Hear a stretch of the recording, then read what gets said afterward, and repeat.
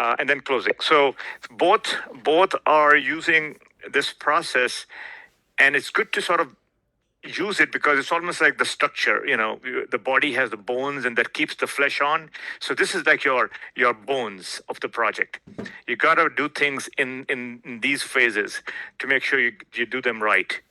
And so we talked about that, and we're going to talk about this. Everything we talk about we'll be talking in this context in some ways, because we'll be saying, where are we? Are we in planning? Are we in execution? Are we in monitoring control? Are we in closing? Are we initiating? Which phase are we in?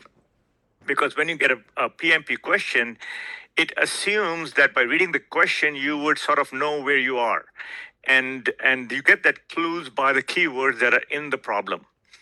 When they talk about the schedule planning, or they're working with WBS and trying to create a schedule, you're in the planning phase. So it's good to know where you are, because then it makes it easier for you to pick the right answer, depending on the question that's posed to you. And these 10 knowledge areas are, like I said, they are your helpers. They are your helpers. That's all they are. They're going to help you in these 5 processes or process groups of phases. I'm calling them helpers. They are really knowledge areas, but you can call them as your PER, helpers. Helpers in the sense that there's communication involved, and these on the left hand side, these are the ones that I'm talking about. So there's integration, how you put it all together, and that's what integration is. How do you put all this stuff together? Basically, you use this process phase, the skeleton is what I'm calling this, to integrate everything. And then you have within this phases, you're going to use these helpers. One of them is a scope helper, which is really all about requirements and leading up to the schedule. Requirements, start with requirements, you end up with the schedule.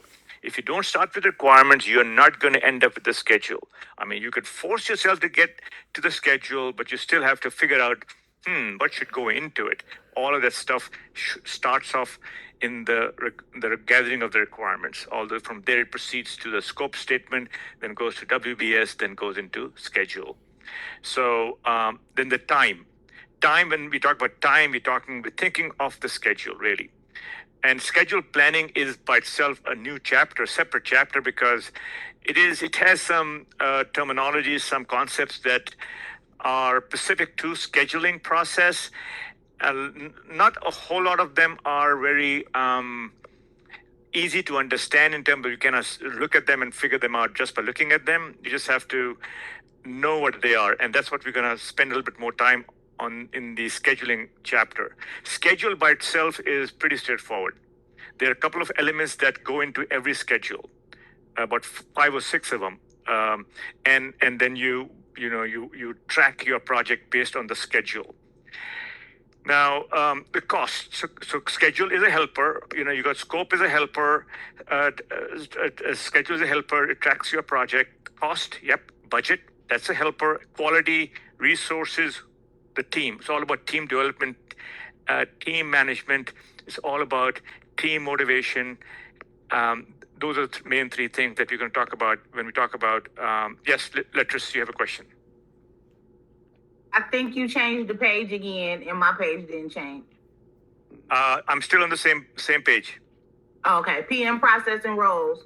Yep, that's where I'm. Okay. Yeah, we're still good. And then the other helpers are communication. Communication is critical. Actually, 90% of what the project manager does revolves around communication. 90%. So it's a chapter on its own, a critical chapter, a critical helper in making sure you get your project done and completed successfully. Risk, another chapter, another important element, important concept, important helper to make sure that you are aware of things that could potentially go wrong. So risk is something that hasn't happened yet, but you plan your project in such a way that in case something do go wrong, you are aware of what you could possibly do to fix it. Issue, on the other hand, is something that has gone wrong. So if somebody says, what's the difference between an issue and A risk, that is the difference. Issue is something that is happening now. It is in progress. Something happened and you want to fix it, want to take corrective action. Risk is something that hasn't happened yet but can happen. So it can occur. And when it does happen, you have to look at your risk matrix, is what PMBOK calls it. It's just a spreadsheet where you have a risk, and then you've identified a risk, and you said, okay, how am I going to respond to it? Just like when you are driving a car, and you can get into an accident, right? So that's a risk. So you don't get into an accident every day, right? It can happen maybe once in a while, once in a full blue moon.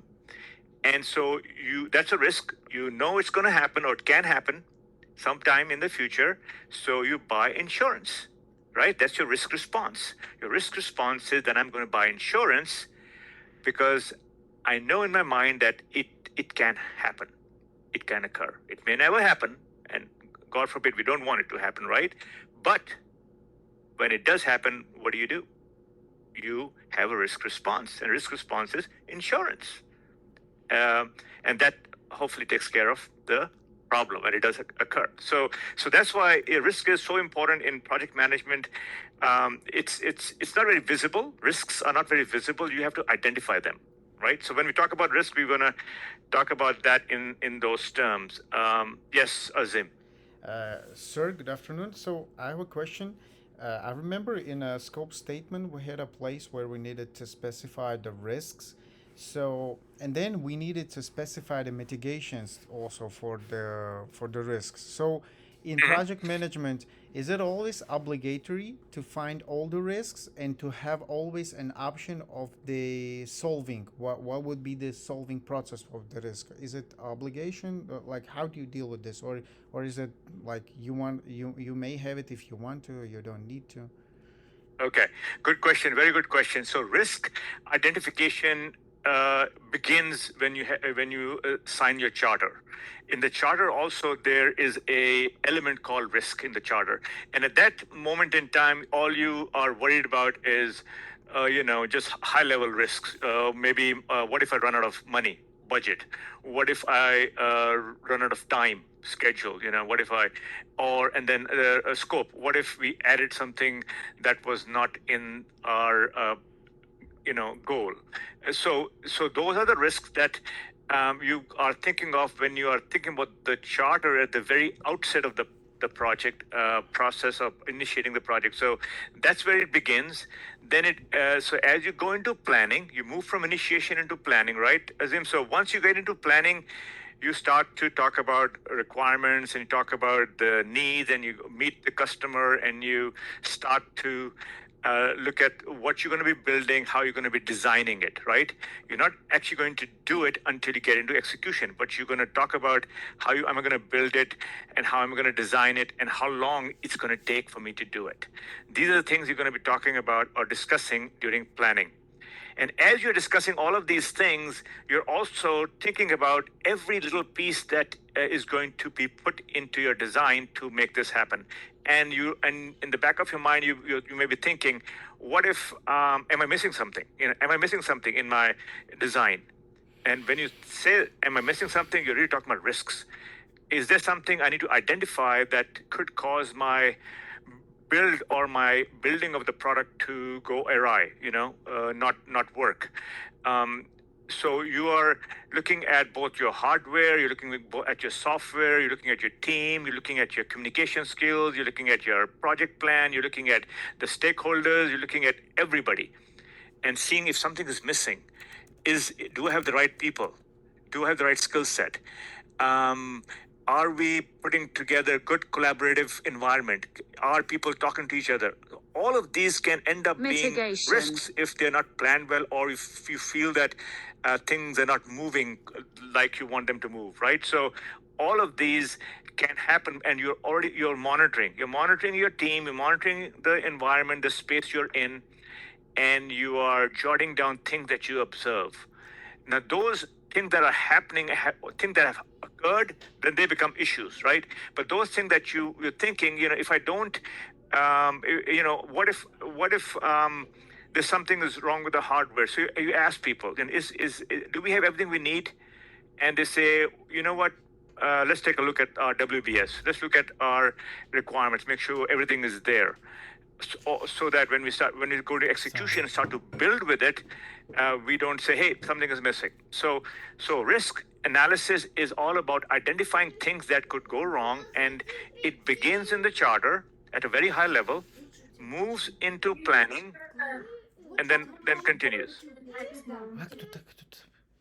Включи Think your вентилятор. almond mom or Janek's mom?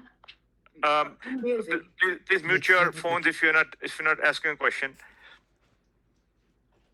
Okay, so Azim, I think I covered that. Are we good?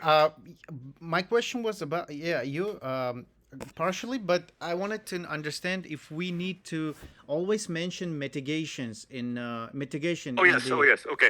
Okay. So risk goes with, like I said, response, right? If you drive a car, you get responses, insurance. So every time you identify a risk, you always have to think of how am I going to come up with a response to it. So in your table, in your Excel spreadsheet, or wherever you're documenting your risks, for example, you talk about, am I missing a laptop, or am I missing a phone? Let's say those are the components that you're going to be using in your project. Then the response should be, if I'm missing a laptop or if I'm missing a phone, then I should have a backup phone, a backup laptop. That should be a response. So every time you talk about identifying a risk in the scope statement, you should have in the same table in your scope statement a response. Okay, thank you, sir. Yep. All right. So let's now that I think we got a few more people. We can start to talk further here. Let's see. I know Azim is here. Let's see who else we got here. Okay, we got 6 people here. 1 to 6, 1 to 3. Yeah. All right. Let's move on. So what you see here is what we sort of touched on last week. So this is how we're going to proceed with this course in learning or trying to get good at approaching PMP problems. We're going to go through the process, the five process groups, and within those, the helpers, like I said, are going to be these quality and procurement and scope and resource, and which is people, stakeholder, cost, risk, schedule, and communication. How all of these helpers are going to help you become successfully able to complete the project.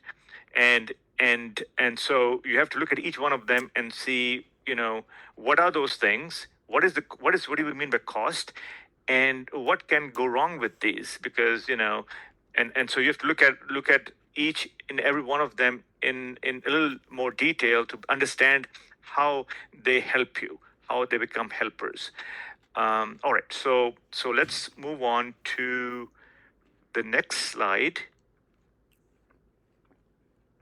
And this was something we're going to come back to after we do a bit more of learning. So today, the next piece here is about data. So data is used throughout the project life cycle. So there's product life cycle and there's a project life cycle. So in the project life cycle, so if you can consider, the project life cycle as the bigger circle. This is the project life cycle, start to end, and then the product life cycle is inside. That's where it gets put together, and then it continues past the project until it is shut down, destroyed, scuttled, and you stop using it. So the life cycle of a product starts in the project life cycle and then continues for as long as the product is in use. All right, so data is generated inside this project life cycle. The data is generated in this space, and product teams which are here working on building this product are the one who are really at times the source of that data, but not necessarily. The data can come from the stakeholders. When I say data, I mean whenever somebody says something to you or gives you information, that's data. So, and in project management terms, they call it work performance data, WPD, work performance data.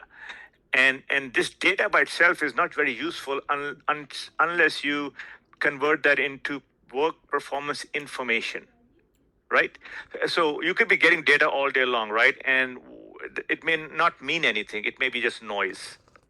But until you analyze that data and make sense of it, then it becomes information. So, so this slide is going to talk to you about data. So work performance data gets created in the execution phase, and data could take the shape of a feedback. And when we talk about data, without analysis, it could be noise, right? Most of the data it says it will be created in the execution because that's really where you're doing stuff. You're doing it. You're actually building your product in the execution phase. So somebody tells you the task completed in 2 days is data, right? But the question is, are we on track?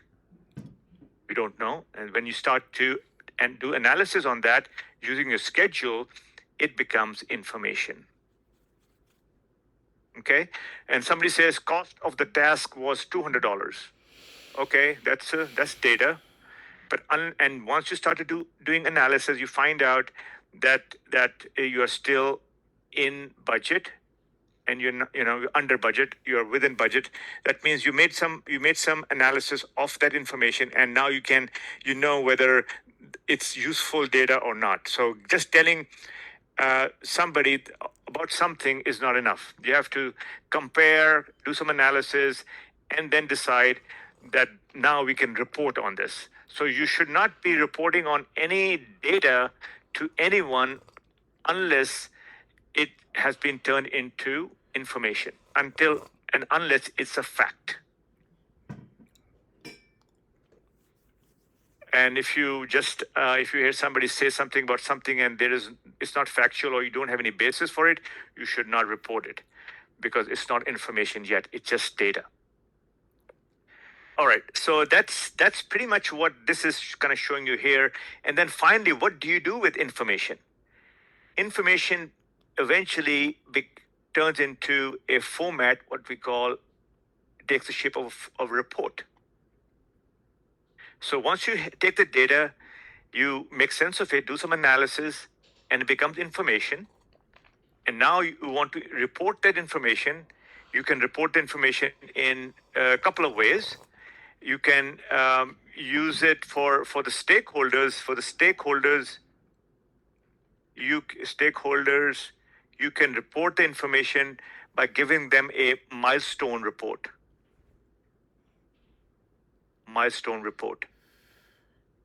And a milestone report has nothing but milestones. Training was completed on this month, or will get completed, in 3 months. So that's a milestone report. Just training is your milestone, and you give them the date. It's going to span 3 months, or whatever the case may be. So for stakeholders, they don't want to know, okay, in order for you to complete the training, you got to have a classroom, you got to have trainers, you got to have content, you got to have all the detail. The stakeholders, people who are managers and above, usually directors and above, are not interested in knowing the detail. But the team members are. They don't want a milestone report. They want the schedule. They want the Gantt chart. They want more detail. So you give them the Gantt chart, which is nothing but the schedule. So again, now you saw how data becomes information. From information, we create the report. And then we use the report to sort of communicate the status of the project. And that's, I mentioned earlier that 90% of project managers' time is taken up by doing, communication. This is one of the roles, one of the responsibilities of project manager in the project is to take the data, convert that into information, and then using the templates, report templates, put that information in there, and then tell the stakeholders, are we on track? Are we on schedule? Are we within budget? And do we have any scope changes, or do we have any issues that they should be concerned about? Do you have any open risks that they should be concerned about? So all of those things, especially the high level risks, or top 3 lists risks that you can put in your report, or top 3 main issues you can put in your report. You may have many issues, hopefully not that many. What I do is when I get an issue, I immediately start to tackle it, delegate the issue to whoever is supposed to fix it, or support that person who's going to fix it by getting the team together to address that issue. Okay, so that's pretty much it. Any question about the data element? Now, I didn't actually talk a lot or much about data gathering. Let's see if it's in the next slide. Okay, here we go. So data gathering. So now we talked about data. Yes, I have a question before you Sure. move on. Sure. Go ahead. Is there, if we take the data, turn it into information, and we use the milestone chart to report to the shareholders, and the Gantt chart to report to the team, is it usually the same information, just 2 different reports, or are we or is it usually separate sets of information that we gathered because they need different information? Okay, good question. And let's briefly talk about that here. So let's draw 2 reports here in this box. Box A, this is for the stakeholders, and this is box B, this is for the team, the Gantt chart. So what's the difference? So let's say here, I'm going to say training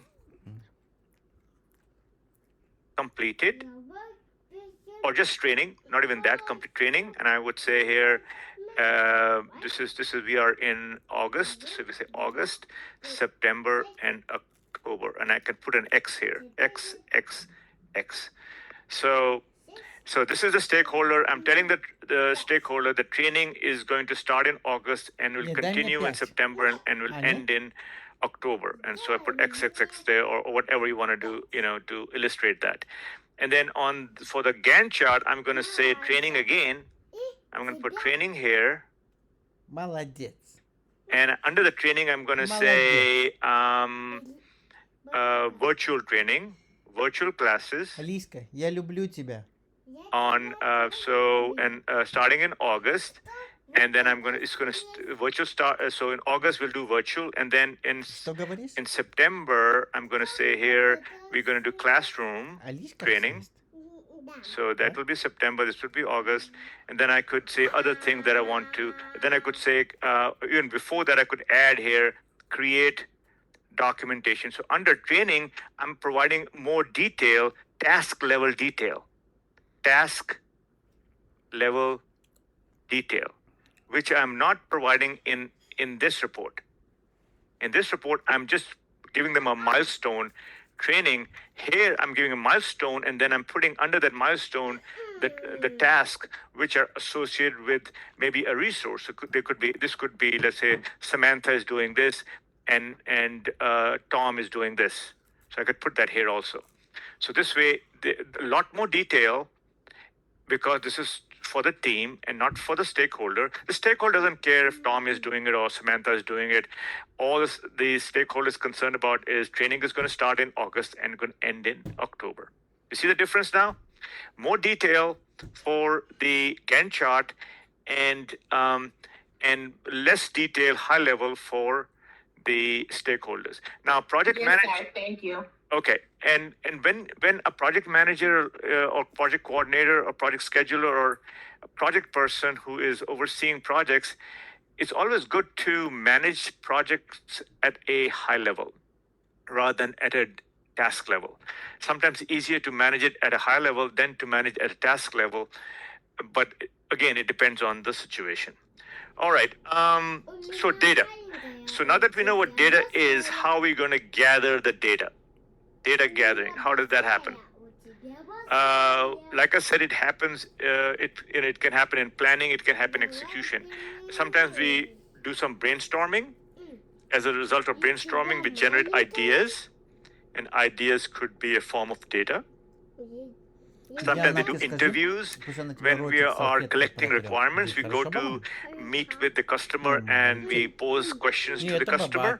Hey, how do you want this iPhone to be developed? How do you want this laptop to be constructed? How do you want this car to be constructed? How do you want this house to be constructed? You're interviewing the customer, and so you're gathering data, which is going to be, in this case, requirements. Now, so requirements could be a lot of needs that are documented as a result of this interview. You can have focus groups. You can have a focus meeting and do the same. You can have checklists that you can send to your customer and say, okay, I think these are the things that are important to build this particular product. Is there anything I'm missing? And then they can look at your checklist of items, and then they can add to it, or they can scratch some off. So again, you're gathering data. And then another one could be questionnaire. You're collecting data, and somebody is, let's say, living in a different country or very far away. You can send them a questionnaire, Q&A, and gather information that way. So whichever method you choose to collect data, you're really gathering it. You're not processing it yet. And then next part is to process that data, right? To analyze that data. And when you process, you have many different ways to process.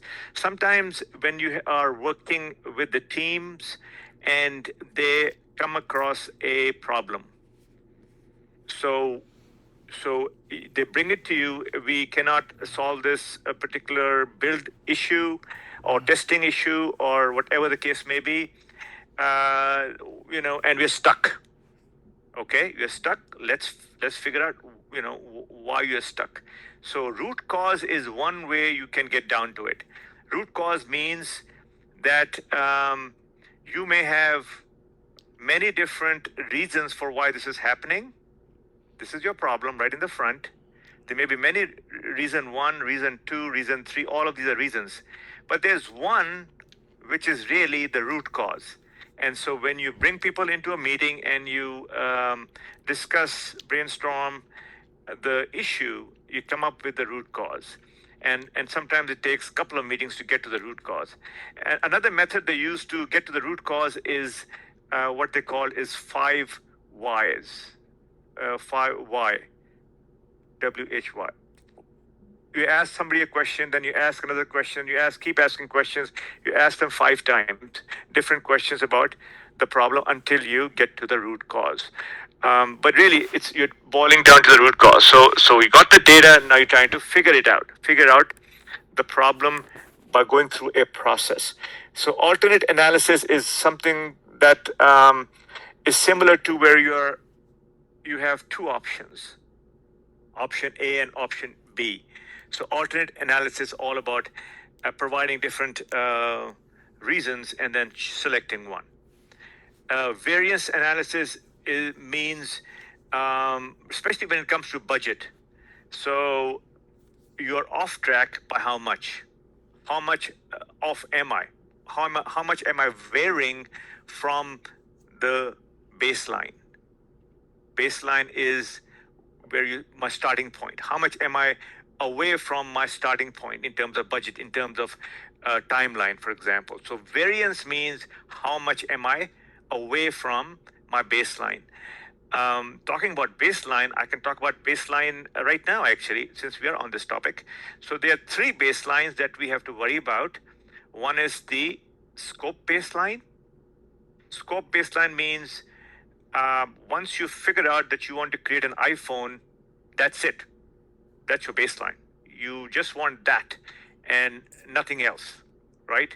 So you first of all do your data gathering, go through interviews, go through focus groups, checklist, convert that into some sort of information, and then you say, that's it, I understand, and now I know what I need to build. So you create a baseline. So your scope baseline is, that's it. I got 10 requirements. I'm not going to add 11th one. 10 requirements. That's my baseline. So there are three kinds of baselines in project management. One is called the scope baseline. The other one is called cost baseline. Cost baseline is all about budget. So whenever you decide in the planning phase, remember in the planning phase, you are actually doing the detailed budgeting.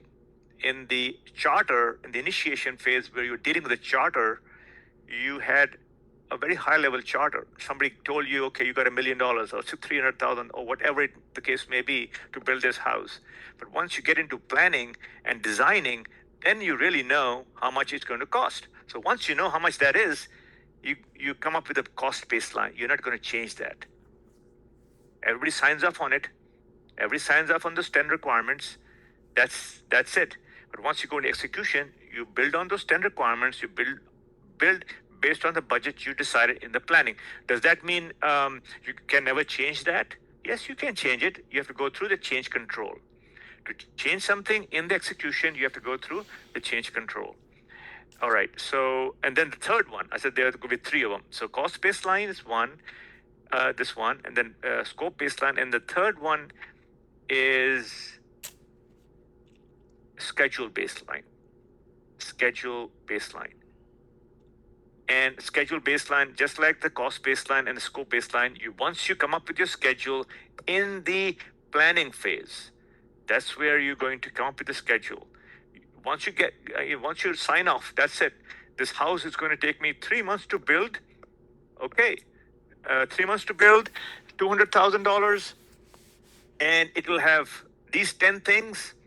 You got your scope baseline, you got your cost baseline, and you got your schedule baseline. You're not going to change any of those three things once you move into building in this execution phase. Why? Because you have already gotten an agreement, right, with the architect, the contractor, and you paid them the money. You're not going to keep changing, right? Once you decide, especially when you're doing a predictive type project, not a agile sprint where you can change relatively, easily compared to a predictive type project. So that's where the baseline comes into play. So data analysis, coming back to this variance, we talked about the variance. Trending is just like when you have a stock market and when the stock is going up. Oh, the trend is that it's going, it's going up. It's going to go up. That's my trend. It's going up. Or when the stock is going down, the trend is it's going down because every day it goes down. Every day it keeps going down. So the trend is now downward.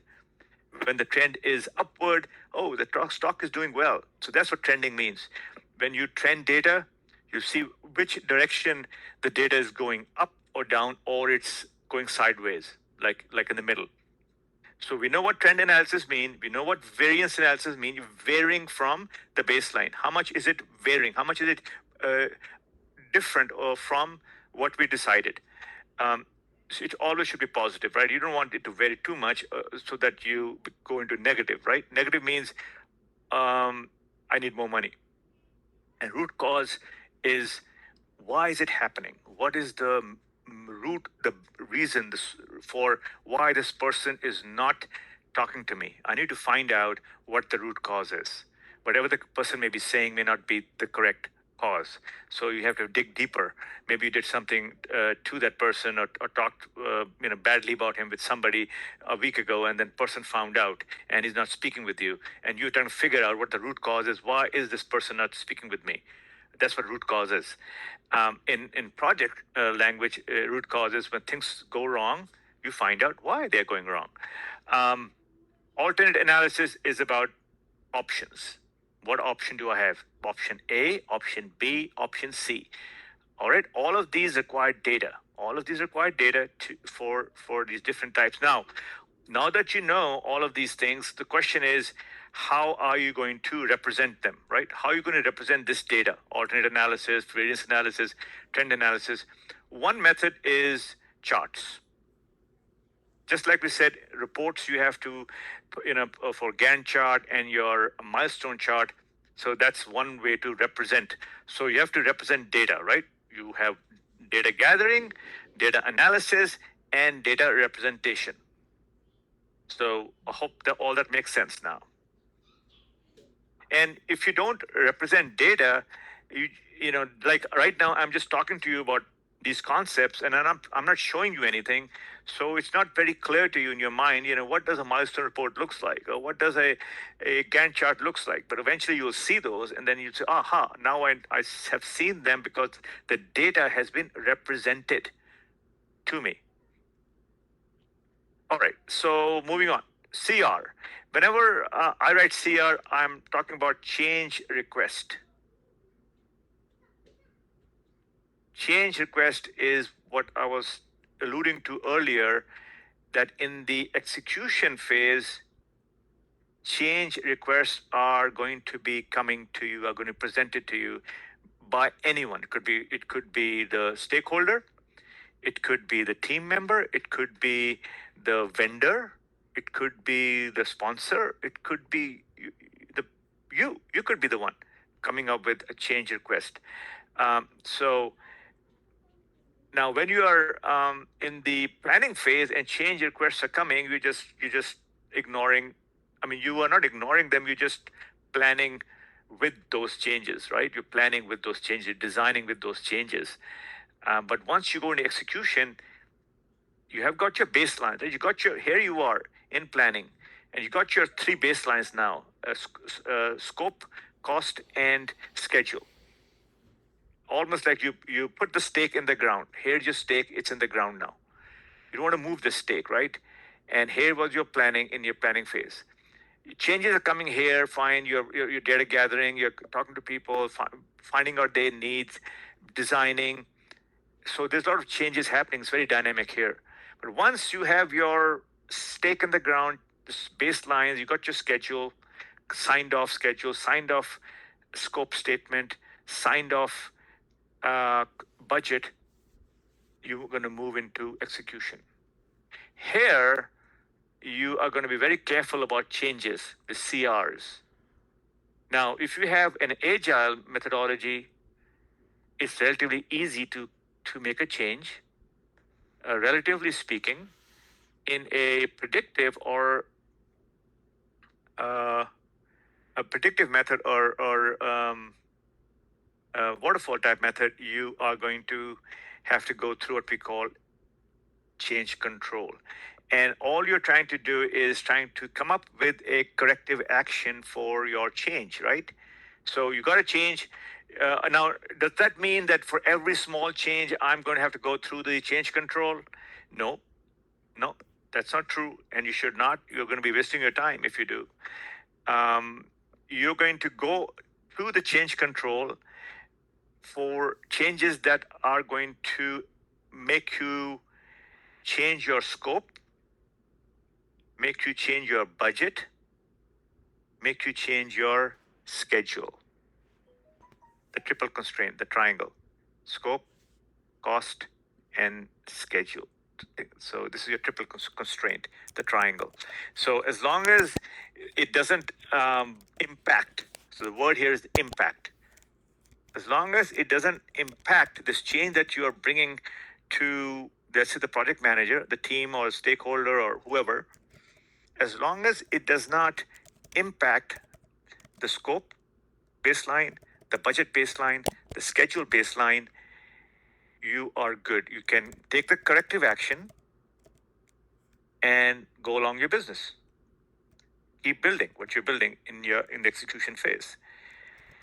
And while you are taking corrective actions, or your team is taking corrective actions, what are you doing? You are also observing what they're doing and taking some preventive actions.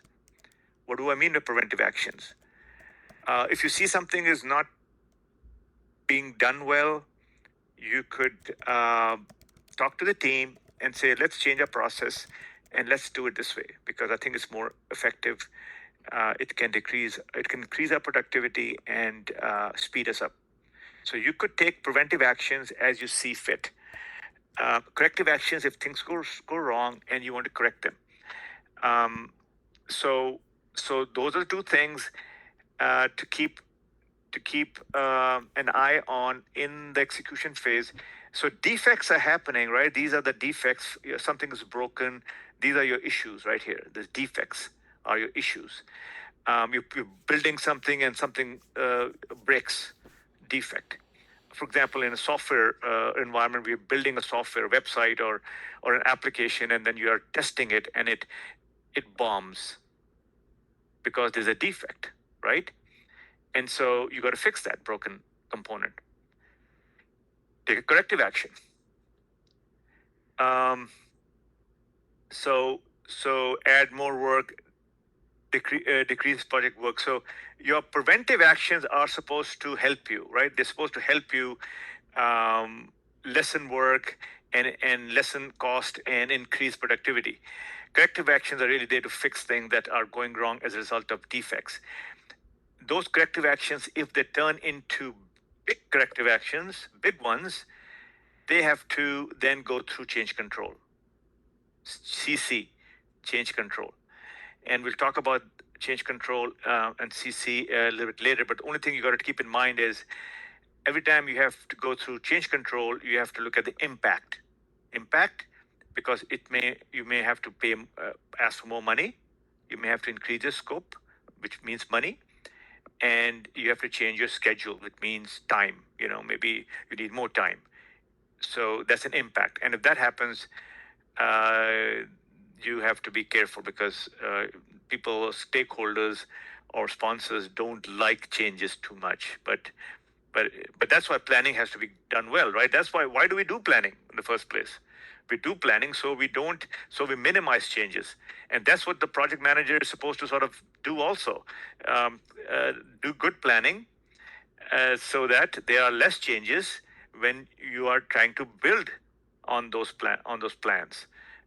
Construct your building, right? When you're constructing your building, you don't want things to go wrong, right? You do the planning well, make sure you get the right architect or right contractor, and make sure you get all the data from the customer, turn the data into information, and then use that information to build your house and minimize changes. All right, so a few things about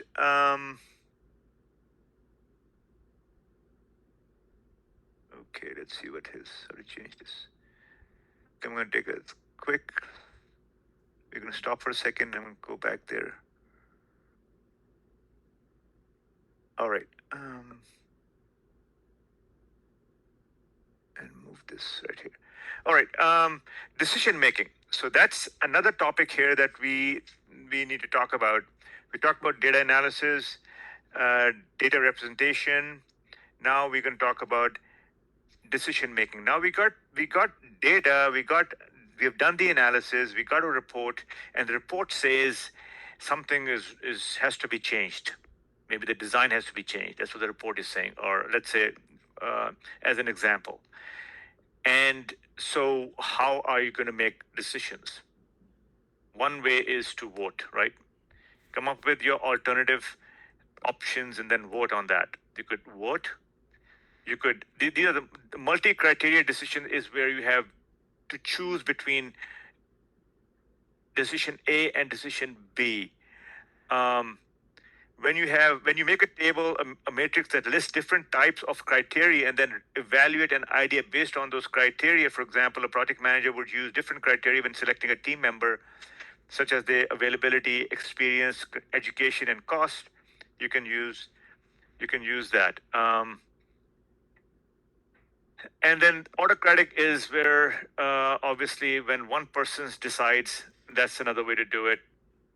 And usually that's not done. Usually you bring a team to the table and put the decision and put the problem, actually put the cause of the problem, and then they discuss it and they make a decision. Sometimes you have to rely on stakeholders to make the decision, as well. If the team cannot make the decision, it's a decision that has to do with contracts, especially with contracts.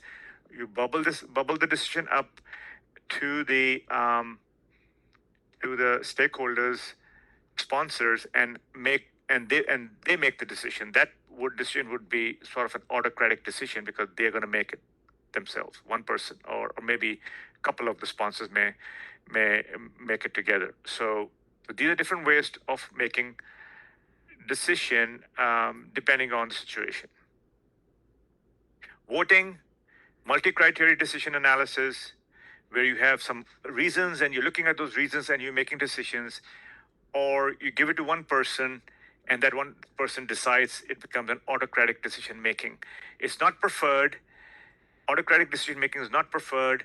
Multi-criteria decision sounds very, very logical. It's fact-based, right? It has facts. People looking at facts and basing it on those. Voting is very democratic, right? You're voting on a decision. So we choose a method depending on the situation. All right. So next topic, I'm going to pause for a second if there's any question. All right. The next topic is interpersonal team skills. What do we mean by that? So to put it plainly, these are the soft skills. Soft skills. And project manager has a lot of those, right? Because you're communicating, you're speaking, you're writing, you're all those things, and they're all soft skills. You are not the subject matter expert.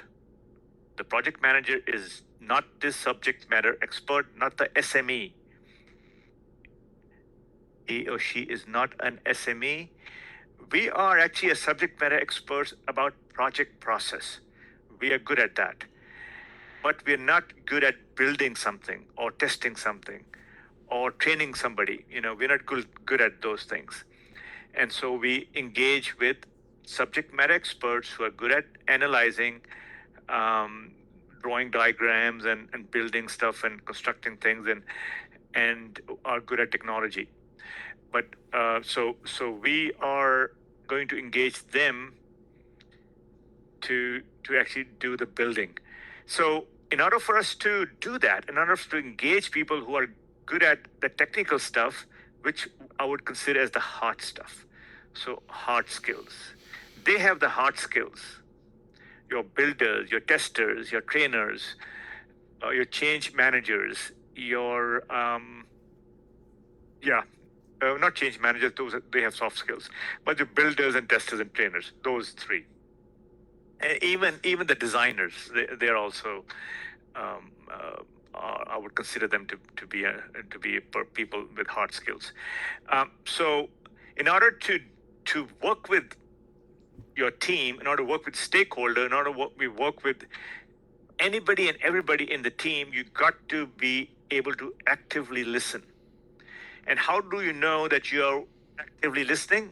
Right now, while I'm speaking, all of you are actively listening to every word that comes out of my mouth. Because I get questions from you that tells me that you're listening. And sometimes you show me a thumbs up. That tells me that you are understanding and you are listening. So active listening, what's the difference between active listening and passive listening? Who can tell me that?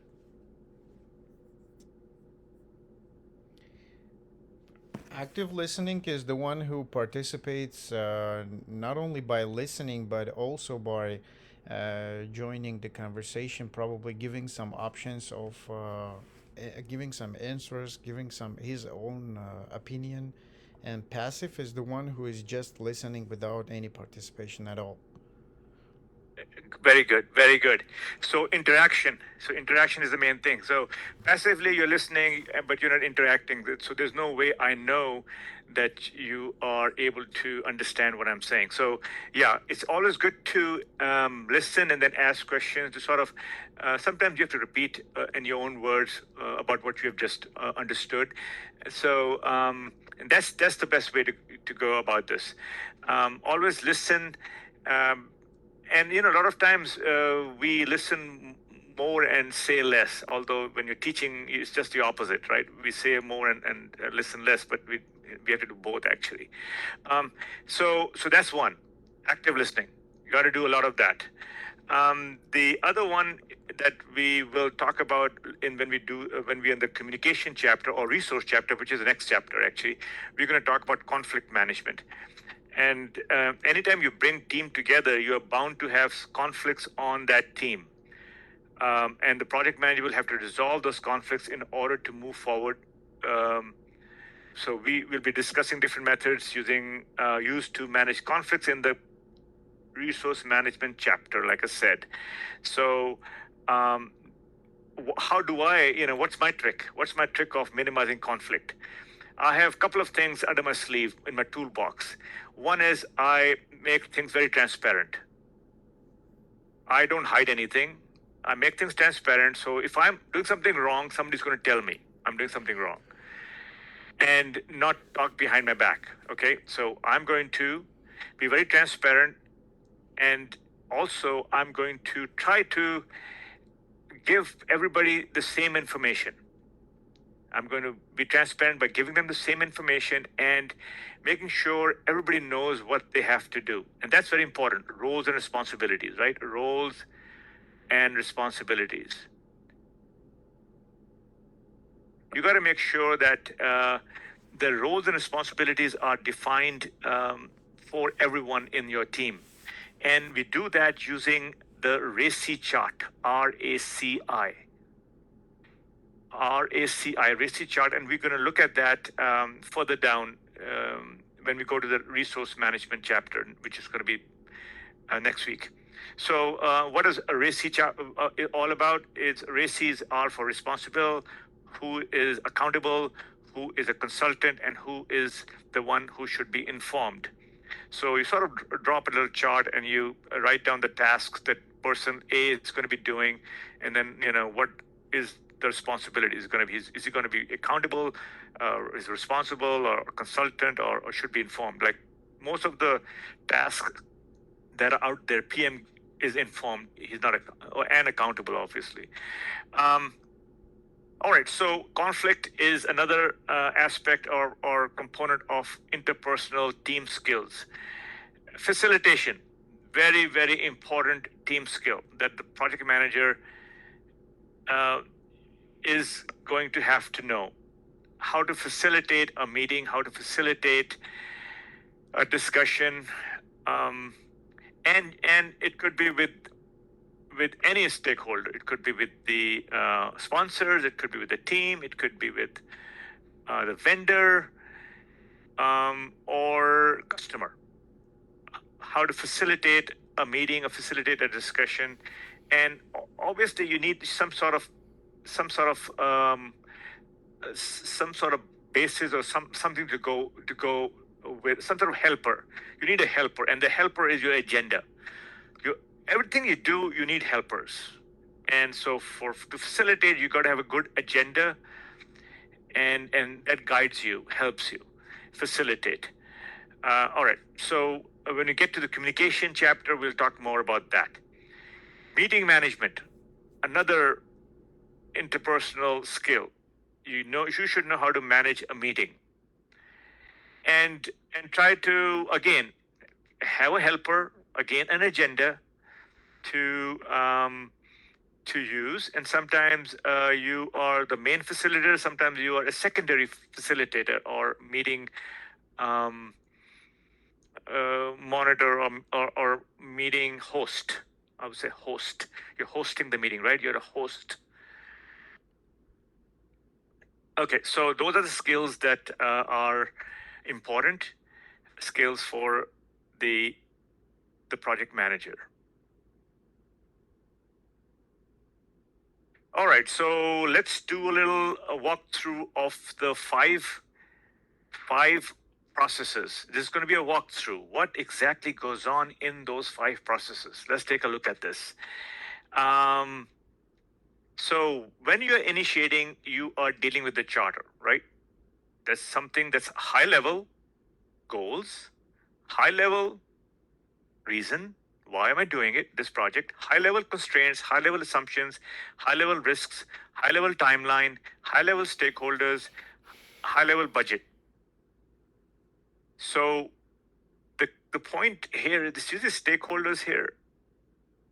So you have to start identifying people who are going to be either champions or your helpers. I'm using the word helper quite a bit now. People who are going to support the project and are going to assist in the success of the project, not down to the team level, but at a high level. Because every project you do, you're dealing with different departments, right? Different department heads, people who are running those departments, and you are trying to provide value to them. Provide value in terms of application, in terms of process, whether it's a new project, it's a replacement, it's a upgrade, or it's a improvement project. Any type, doesn't matter. You're providing value, and so before you get to that, in the planning, you got to know what is your purpose, the what. Next, you go into planning. So here, in between, are your stage gates or kill points. Kill points because you could not go into planning and you could kill your project right here. After you sign off on the charter, you could say, this project doesn't make any sense. There's no sense in moving forward. Why waste our money? Why waste our investment? Let's just kill it at this stage gate. So there is the stage gate. There's stage gate here, there's stage gate here, there's stage gate. There's no stage gate here, but these are the 2 main stage gates, these 2. Moving from initiation into planning and planning into execution. The closing also, there's a stage gate here when you're closing the project. And in each of those stage gates, you have to deal with the PMO, Project Management Office, PMO.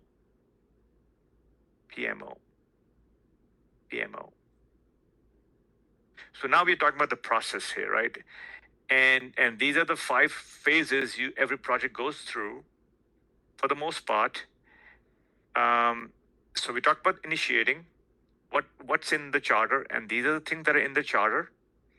Planning, you do your requirement gathering with the data by meeting with the customer, right? Now, in order to get from initiating into planning, you got to do what we call a kickoff. How else can you go from one phase to the other? You go through PMO, but you get your team together and do a kickoff. So that you can plan, right? And you do your kickoff with the team, but you're thinking now, I need to do a kickoff with the team, so I need to get team members. I'm going to get team from somewhere, right? You're going to request resources from the resource managers so that you can have a team. And once you have a team, you can do a kickoff and start the planning process. And so the bottom line is, in the planning process, you need to get to the schedule. That is the bottom line. If you say, why am I doing all this planning? You're doing this planning so that you can come up with a schedule that is going to run your project. That's going to tell you what are you going to be building and who are you going to be building with and how long it's going to take. So it's going to tell you the who, the what, and how much time. So this is your scope statement right here. So what requirements from sellers? Sellers are your vendors. Quality requirements. You can talk about the quality. What sort of quality should I need on my iPhone? Oh, I'm going to build a iPhone. That means I got to have very high quality, right? So what quality is that? Risk and response. You're going to come up with your risk as you're thinking of designing your iPhone or your website or your car or your building or your dam or whatever. So all this is pretty standard stuff here. It can apply to anything you want to build. You got to first collect requirements from meeting with the customer. Now, so we can take the situation here where you could have two types of teams, right? You could have just the internal team, team A, and then you could have a vendor team. Why do you need a vendor team? Who can tell me? Or in A lot what? of projects, I'm sorry, Oh, go ahead. a lot of projects require an external vendor. Mhm. So you definitely need to work with them to bring the project to fruition.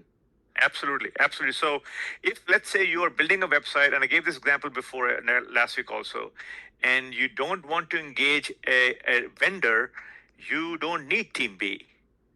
You don't need Team B. You say, okay, I have my own coders, programmers. I can build my own website, and I'll do it myself. With my internal team, and I'm good. I can do it. I can collect requirements. I can go to my customer, say, what type of website do you want? And my internal team is going to build it. And we're going to do risk analysis. We're going to look at the quality, make sure we do a good job.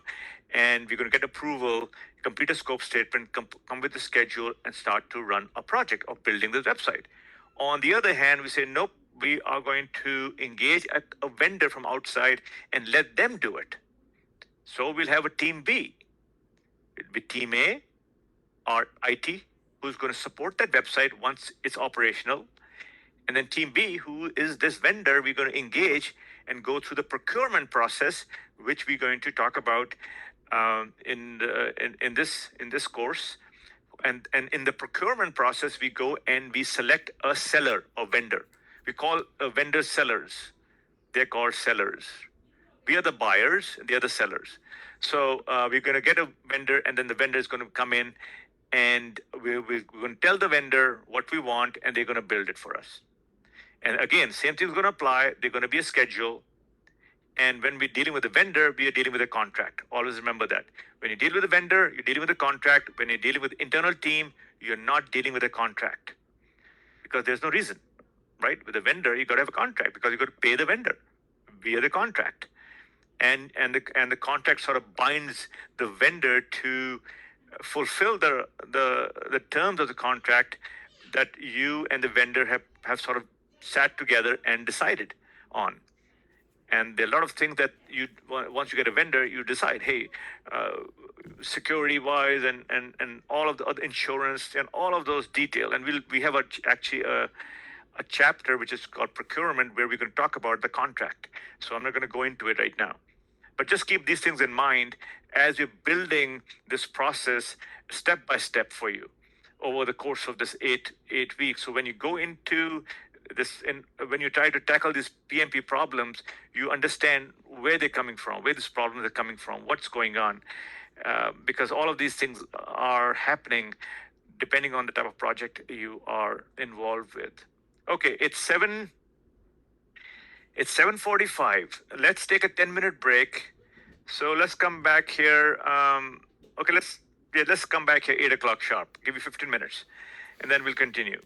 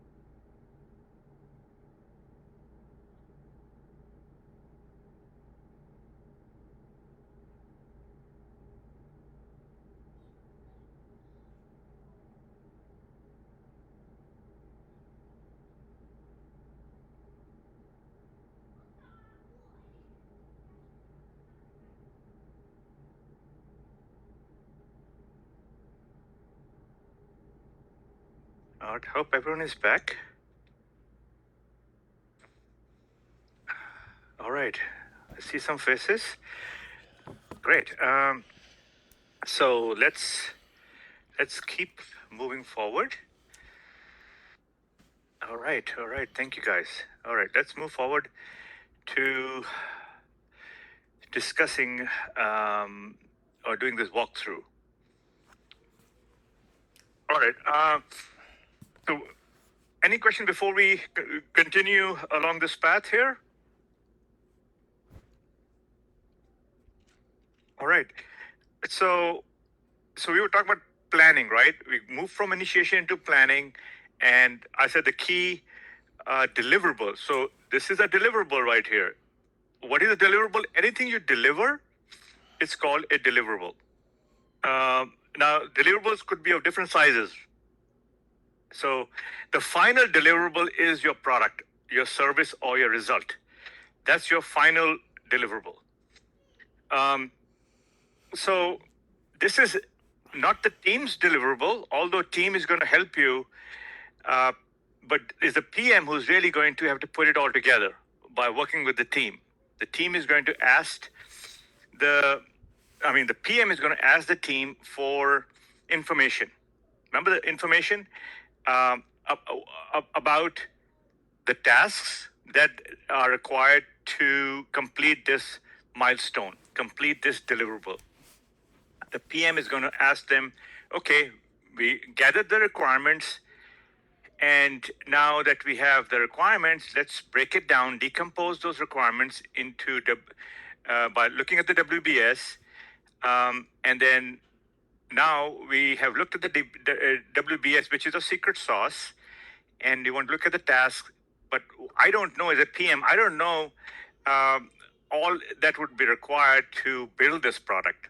But I need you to tell me what are the tasks that would be required to build this house.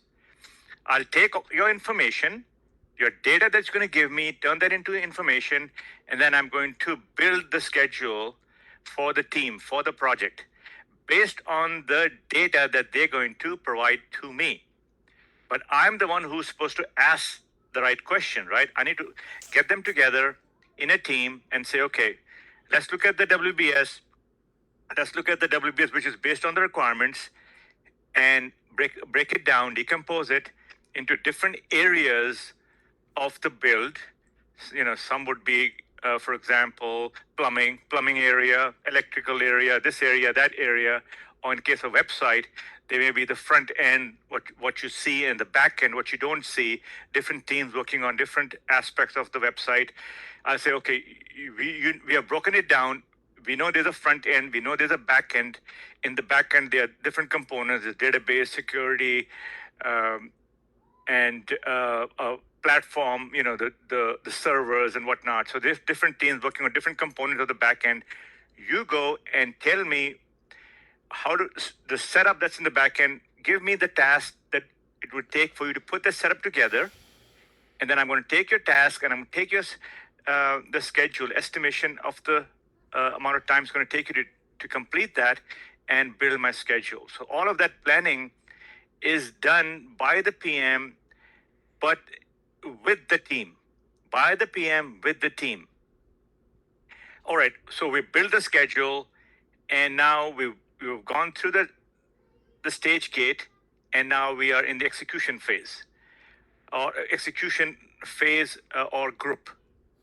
So here, what we got to do, we got to acquire the team. We already acquired the team in the planning. Yes, we did, but there may be some other people that we have to acquire to build this. And maybe when we first acquired the team members, they were there to design and to plan and design, not to build. So we had to maybe get some additional folks, or not. And then we go through the build process, which is to develop. And then as part of that, they go through the testing process. As a PM, I'm constantly asking for status in my weekly meetings, or they're sending me, or they're updating my schedule, whatever the case may be. And while all this happening, we're engaging the stakeholders to review what they're building, and risks are going to come up we're tackling those risks, and we are capturing the lessons learned. So the lessons learned is not done at the end of the project, even though it's done here at the end. But that's not the only place where the lessons learned is done. Lessons learned continues from the start to the end. That could be a PMP question also, is the lessons learned only confined to the closing phase? No. Every time you go through execution phase and you discover new things and you want to improve the process and use that discovery as a lesson, then yeah, you can do it in the execution phase and then learn from it, change your processes accordingly, or notate it, document it, and then at the end you can collect all of these lessons learned at the end of the project. All right, so in the execution, you basically are building, testing, and training. Building the product, testing to make sure the product can be verified that it's meeting the requirements, and then training the people who are going to use it. And before you push it out past the monitor control into closing, you got to make sure that somewhere here in this area, you're going to validate what you have built. Okay, and that's really part of. And as you're validating, you are signing off that the product is ready. When you validate and it comes back that there are defects in the product or there are changes to be made, then it goes back into the build and then goes back out into the customer area, or you bring the customer in to validate again. All right, so it's a formal process. The validation process is formal. As far as the stakeholders are concerned, you remember here in the beginning, you put the names of the people who are going to be your stakeholders in the charter, and you're discovering more and more people as you're moving from planning to execution to monitor control. Monitor control and execution sort of go together. So they are not two different phases. They're sort of going together. They're sort of merged with each other. They're married to each other. And then closing. So stakeholders are usually discovered here, additional ones here, and all they're doing is they're trying to either support you, or they may be becoming an obstacle. For the most part, they're supporting you. If they're when I say obstacle, I mean they may be there, they may not be doing anything, not helping you. They're not your helpers.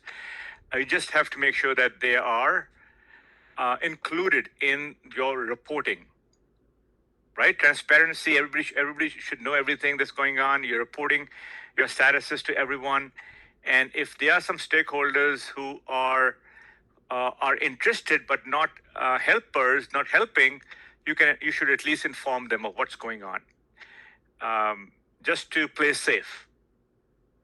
All right. So that's a rough walkthrough of a project going from initiation to closing. Monitoring and control is where you are trying to make sure that you're building the product correctly by looking at the deliverables that your team is producing. You are not looking at them, you're looking them in conjunction with the customer, the stakeholders, reviewing the product that they're building and providing feedback. And you also, as part of monitoring and control, you are looking at everything that's going on in the project. You're looking at the people, you're looking at the process, and you're looking at the environment in which things are happening. You're looking at all of those three things: people, process, and the environment. When I say people, I mean all people, stakeholders, teams, vendors, customers, and anyone else who has an interest in the project. Process is this, what you're looking at: initiation, planning, execution, monitoring, control, and closing, and what's happening inside that. And then environment, business environment is your company, your company's policies, your company's procedures, your culture, Поговори с ним. and any impacts that may happen or may not happen, you need to be aware of. You don't want to build something or and put it out there if it's going against your company's policies and procedures. All right, so that's sort of the space we have to deal with, a project environment for this PMP exam and for running any project. All right, so let's shift gears a little bit and talk about a different topic, and that topic is leadership. And there is something that PMI call, it's called the PMI triangles, what they call it. And it's useful to sort of look at it. One side is the technical side, and the other side is the leadership side, and the third side is the strategic business side. And these are three sides of the PM, project manager. So I did say previously that we have subject matter experts, right, who are doing the building and testing and training. Now, we are also subject matter experts in project management. So we are the SMEs of project management. So the side that we're talking about here, the technical side, is the project management side. So right here. Right here. This side is the technical side. That's the project management space. That's the project process. The leadership is the soft skills we have: communication, listening, facilitation, meeting, writing, motivating people to work, encouraging, and supporting them. So those skills fall under leadership. So you're there as a process person who knows the process. That's the process we're going to use to actually organize the work, collaborate, and get the job done. But while that's happening, while people are collaborating and building and getting the job done, we are there to support them as leaders. We are there to make sure there's no conflict. We are there to make sure we are collecting the data and reporting on that data by moving it from data into information into reports, and then communicating that. So we are sort of looking at everything, both life cycles, the project life cycle, which starts when you initiate the project, and it ends when you close the project. So that's a project life cycle. The product life cycle is pretty much led by some technical lead, because they know how to build. I cannot lead the building of a dam, for example, or building of a house. The contractor would be that lead. He would be the lead who would build the house. I will be there to support the contractor and his team. I'll be there to provide for the funds he needs to procure things. I would be there to make sure the teams are working. Even though they are external teams, I want to make sure that they are working because we are paying them, right? I'll be there to make sure if there's any issue or question that this contractor may have with the stakeholder or with the customer or with me or about the design, anything that I'm involved, I facilitate that. I'm there to have meetings to get status and to make sure information gets transferred from one team to the other. So I'm there as a glue to everything, right? I'm there as a glue to make sure to hold everybody together. If there's something that I see that's not right, I'm here to facilitate fixing that. Not by myself. I will use the resource managers. And that's why I didn't talk about the resource managers a whole lot, but keep in mind, resource managers are very critical component of this partnership that I have with the team.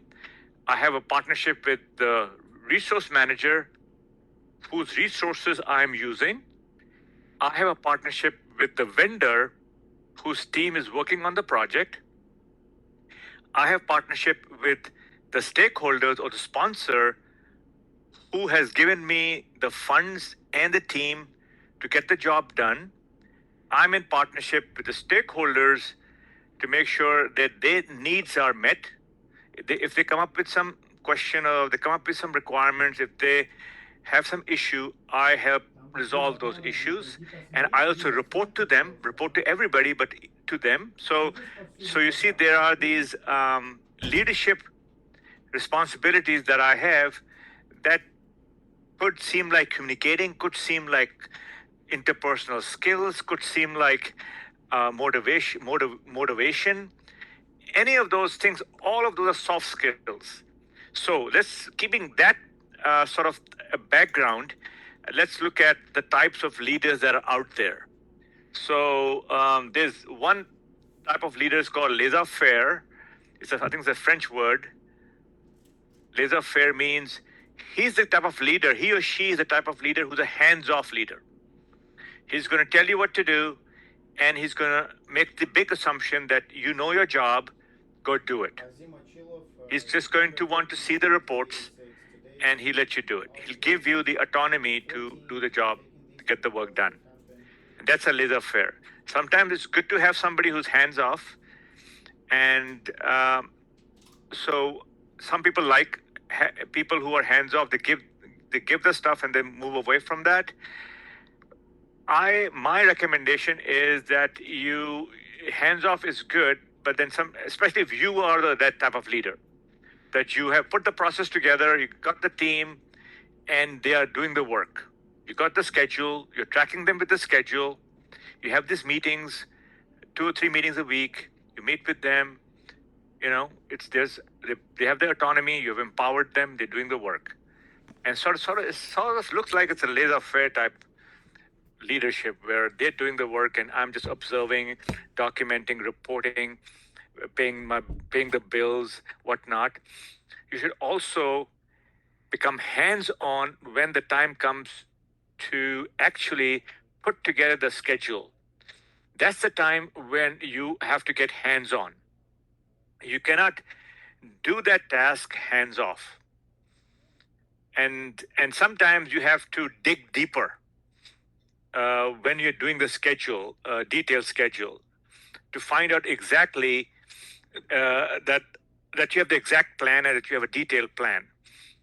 Sometimes they will not give you all the details, so you have to kind of ask a couple of times, do we have everything we need?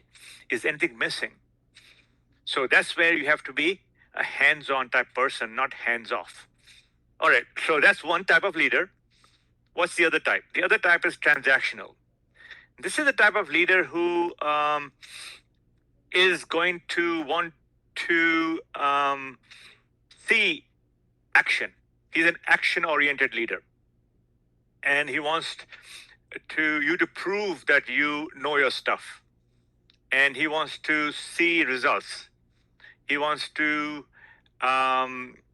judge you based on the work that's happening. So he's a transactional type. He wants transactions, actions, things happening, things moving. You want to see action. And based on that, he's going to judge you. So that's a transactional leader. And when you're in the execution phase, when the people are building the stuff, you sort of become a transactional type leader where you want to see them do stuff. You want to see them build things.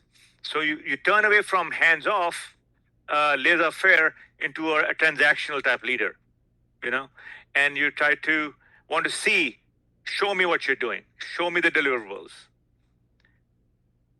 That's more next one. So servant leader is a third type of leader who is always there to support you, support and help you. A supporting and helping leader. A supporting and helping leader.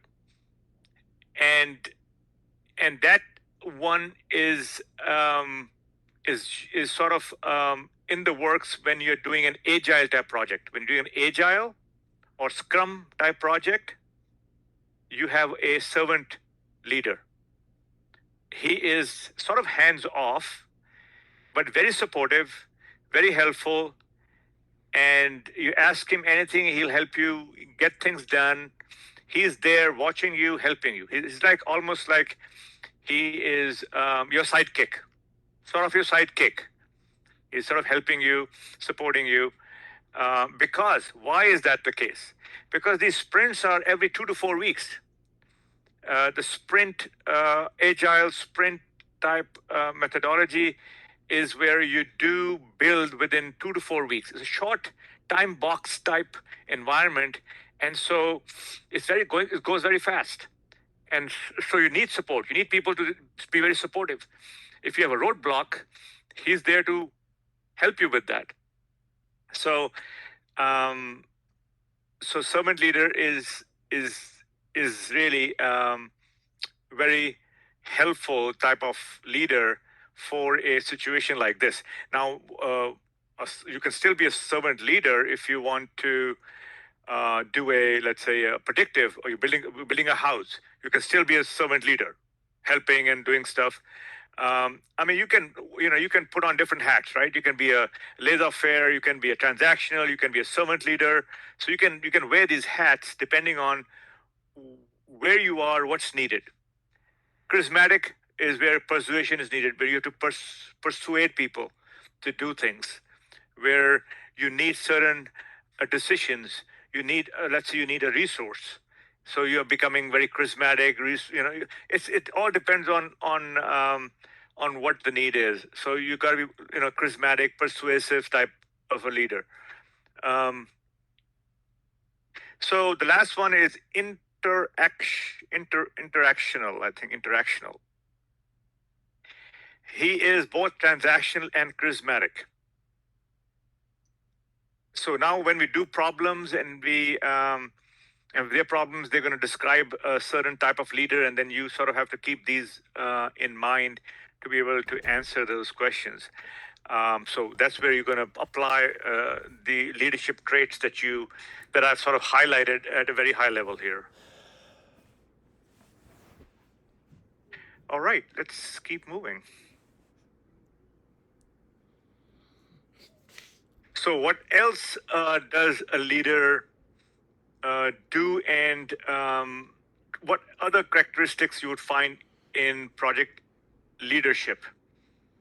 Remember, leadership, you're leading the ship, you're leading the team, right? Leadership, leading the team, to supporting them, leading them to achieve the goal of the project. All right, so people skills. You got to have people skills. You can be an introvert, you can be an extrovert. That's perfectly acceptable. But you have to deal with people. You have to deal with stakeholders. You have to deal with team and build trust. So what's the best way to build trust? Anyone?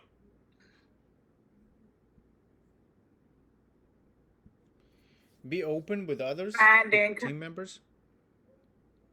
Open, finding common ground. common ground, open, be open, transparent, right? And I remember one time we were planning the setup of the project, and I told my team members that we are going to use one folder, and that's where we're going to put all the documents. And then somebody in the team said that, what if somebody comes in and makes changes and overwrites somebody else's document?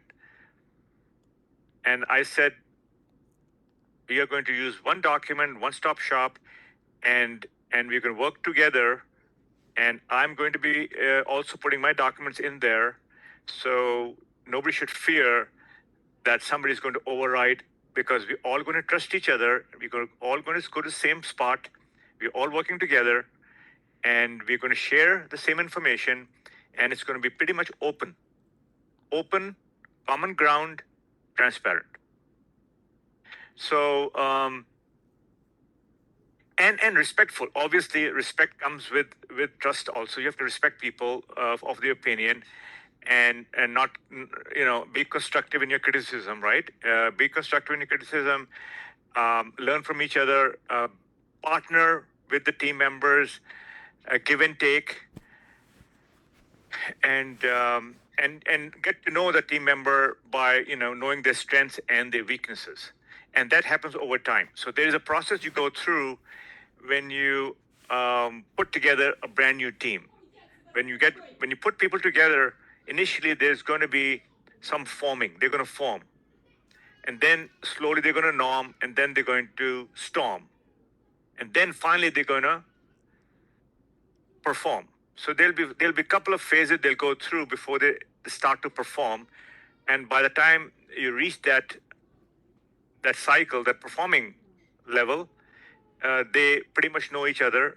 They know everybody's strengths and weaknesses, and they have learned to get along with the teammates.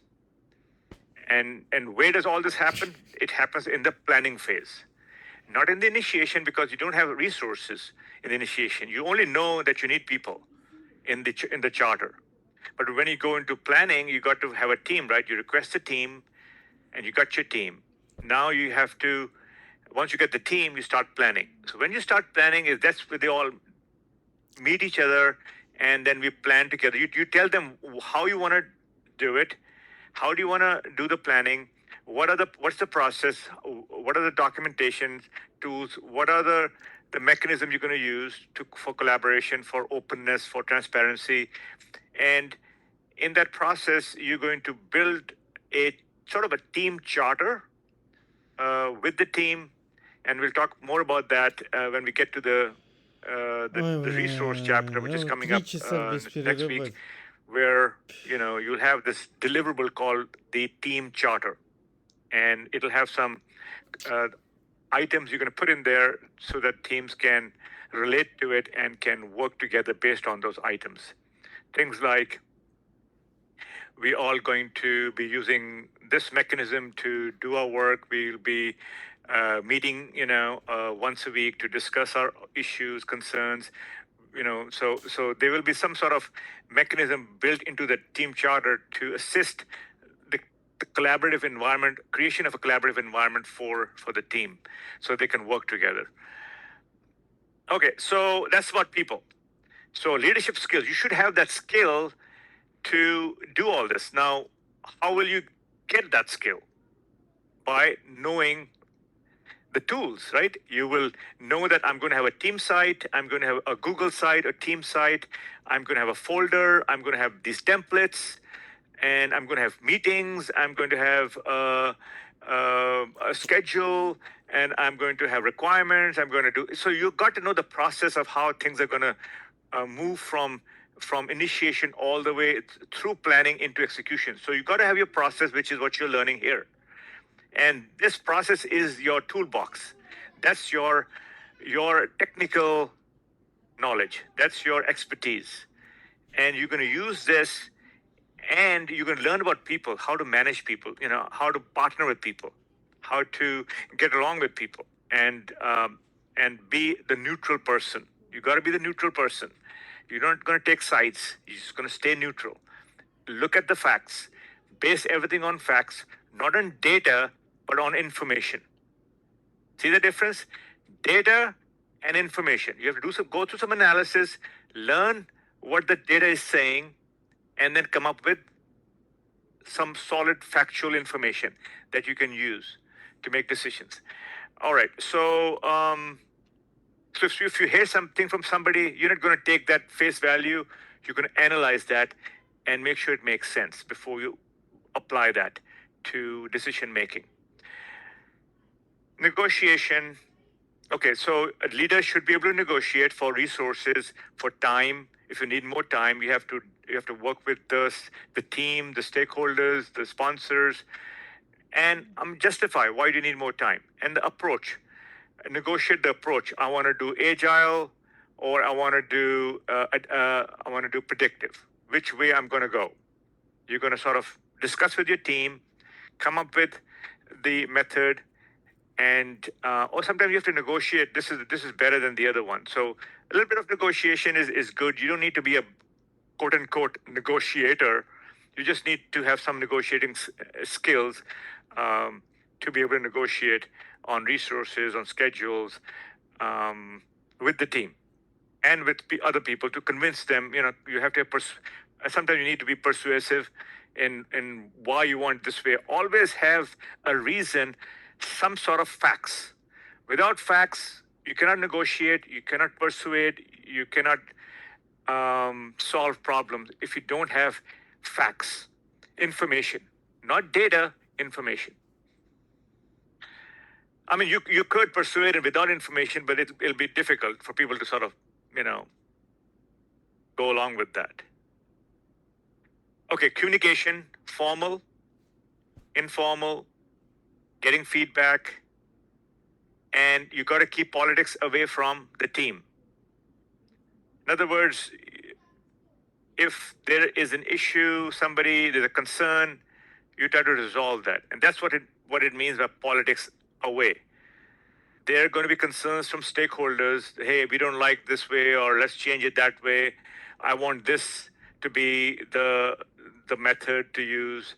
And if that's not appropriate, then you should be able to discuss that with the team, with the sponsors, and come up with the right path. So it's either voting or through options, or through, you don't want not an autocratic decision making, but more of a democratic decision making, consensus building. That's what you need to do. Solving problems, this is a big one. Leaders have to be a problem solver. Now, problem solver is not like, okay, I gotta know how to solve every problem. You don't have to solve the problem. Somebody else is going to solve the problem. You need to know how to organize the team so that they can solve the problem. That's what your job is going to be, to bring them together, and then either you become the facilitator or appoint somebody to become the facilitator and let them discuss the problem, and then somebody needs to document whatever options they're having to solve it. Documentation is the key to solving the problem. They go through a cycle of brainstorming, coming up with issues, coming up with solutions, and then one meeting, you document that. The next meeting, this is what we decided. Are we good with this, or we need to do some more brainstorming? They can look at what they discussed in the previous meeting, and they can conclude, yes, we're going to go with that. So documenting is important, and more than likely it's going to be you doing the documentation for them. Now, when we talk about documentation, it's not like it's not minutes. It's more of note-taking, actions, bullet points, decision 1, decision 2, decision 3, actionable items. Because that's what matters. He said, who said doesn't really matter. What matters is, what are the facts? Write the facts down and base your decision on those facts. Lastly, interpersonal skills, and we talked about that. People skills, make sure you can active listening, getting along and communicating, partnering with people. So that's really what it boils down to. So as a project manager, you need people skills or leadership skills, which are these. You need technical skills, which is project management. And you should know about your company, your company's policies, procedures. And that is something you learn when you work for a company. You learn their policies, their procedures, their culture, right? That's all company based. But the other stuff, when I first started off, the leadership skills, I didn't know what that was. I didn't know what leadership skills were. I was focusing on the project management skills. Then over time, I figured out it's all about people and negotiation and communicating and knowing the stakeholder. That was the key thing. Understanding your stakeholder and partnering with the stakeholder. I was partnering with the team. I was partnering with the vendor. I was partnering with the people I was working with. But I wasn't quite partnering with the stakeholder or my sponsor a whole lot, because they were like up here and I was down here. But you got to partner, and simply by having one-on-one meetings once in a while, updating them as needed, but just have a connection. So you got to have a connection with everybody. And that's what a leader does. They connect with everybody. factually with facts, to keep them, to satisfy them, their expectations, and to make sure that you're supportive of everything that's going on. Any questions? All right. So leadership, you kind of heard about. Let's do a little deep dive into this area a little bit. And the only way you can really understand what leaders do is to compare leadership with a manager. What does a manager do, and what a leader does, and how are they different? You see this little boat here, or this canoe, or whatever, a small boat. The leader is sort of directing, giving direction, and the manager is following that direction. So the leader is saying, we're going to go northwest, and he's saying, put it on your list, and they are following the command of the leader to the tooth. This is what you said, this is what we're going to do. That's what managers usually do. They follow the procedures, policies of the company. That's what they do. They don't really create policies or create procedures, although they can make recommendations and whatnot, but the leaders are the ones who end up coming up with policies, procedures, giving direction and whatnot. And that's what you're doing as a project manager. You're sort of, you're working as a manager also. Sometimes you have to, your process, how things supposed to be done. That's all sort of a management way of doing things. But you're also directing the traffic, telling, this is what we do now. Let's initiation. Let's move to planning. Let's move to execution. I'm going to do monitoring control. Let's move to closing. So you're sort of directing the traffic of what they should be doing when, based on the schedule. All right. So let's take a look at these two quickly. Leaders ask questions. So you should be asking questions. Leaders have followers, your team. Leaders have a motivational style. They're motivating, encouraging people. Good job. Awesome job. Bravo. Kudos to you. So leaders are going to do that because they want to motivate, they want to encourage the team members to continue to be productive, do a good job. Leaders show what to do. Sure. Leaders implement good ideas. Sure. Leaders create change. Leaders make heroes of anyone around them. So leaders are the one who empower the people around them. They're the ones who bring people up, empower them, encourage people, improve, grow. Leaders do that. Managers don't do that. That's why people don't like managers. All right. So what does managers do? Now that you sort of got an idea of what leaders do, managers give directions. So they give directions also based on the procedures they have. They give directions based on the procedures. They're not going to tell you to do something if it's not a procedure. Leaders, on the other hand, would make change, bring about change, come up with new ideas, and change things. Managers have subordinates, which they're direct reports. They use an authoritarian style, commanding style, right? They're the ones, do it. I ask because I say so. Managers tell you what to do. Managers have good ideas. Managers react to change, and managers always try to be heroes. They want to be heroes themselves. They want to be. I'm the hero. I'm the one doing the stuff. And they don't like changes. They don't like if somebody comes up with a new idea. They will say, okay, let me talk to my boss, and then we'll see where that goes. All right. So I hope that gave you a good perspective between leadership and management. Now, in project managers, like I said, have to wear multiple hats. So sometimes you are a manager, and sometimes you're a leader. You are either or. When you are in the planning, you're sort of, I would say you're a sort of a manager, giving them the templates, making sure they're doing the right stuff, by the books, And so if you have a process, you go through a requirement document, you go through requirement. First, you engage resources, you go through requirement documentation, you go through scope statement, you go through contract, you go through putting the meetings together, planning with them. So all per process, and then you come up with a schedule per process. And then when you're going to do the building part, the execution phase, you're sort of hands off. You're just leading, observing. They're doing their stuff because they already have designed. Now they are building based on the design that they designed in the planning phase, right? So now they're building. You're just sort of hands off, laissez-faire leader, looking at them and observing, correcting, and helping. All right.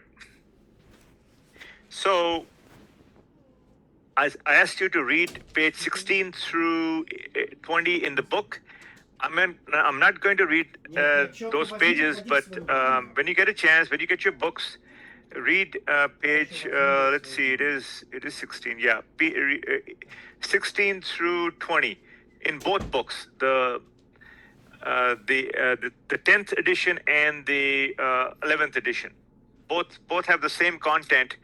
The 10th edition has problems inside the book. The 11th edition has online problem. You go to an online site and you practice problems there. What page you said, sir? Page, it's 16 through 20, I believe.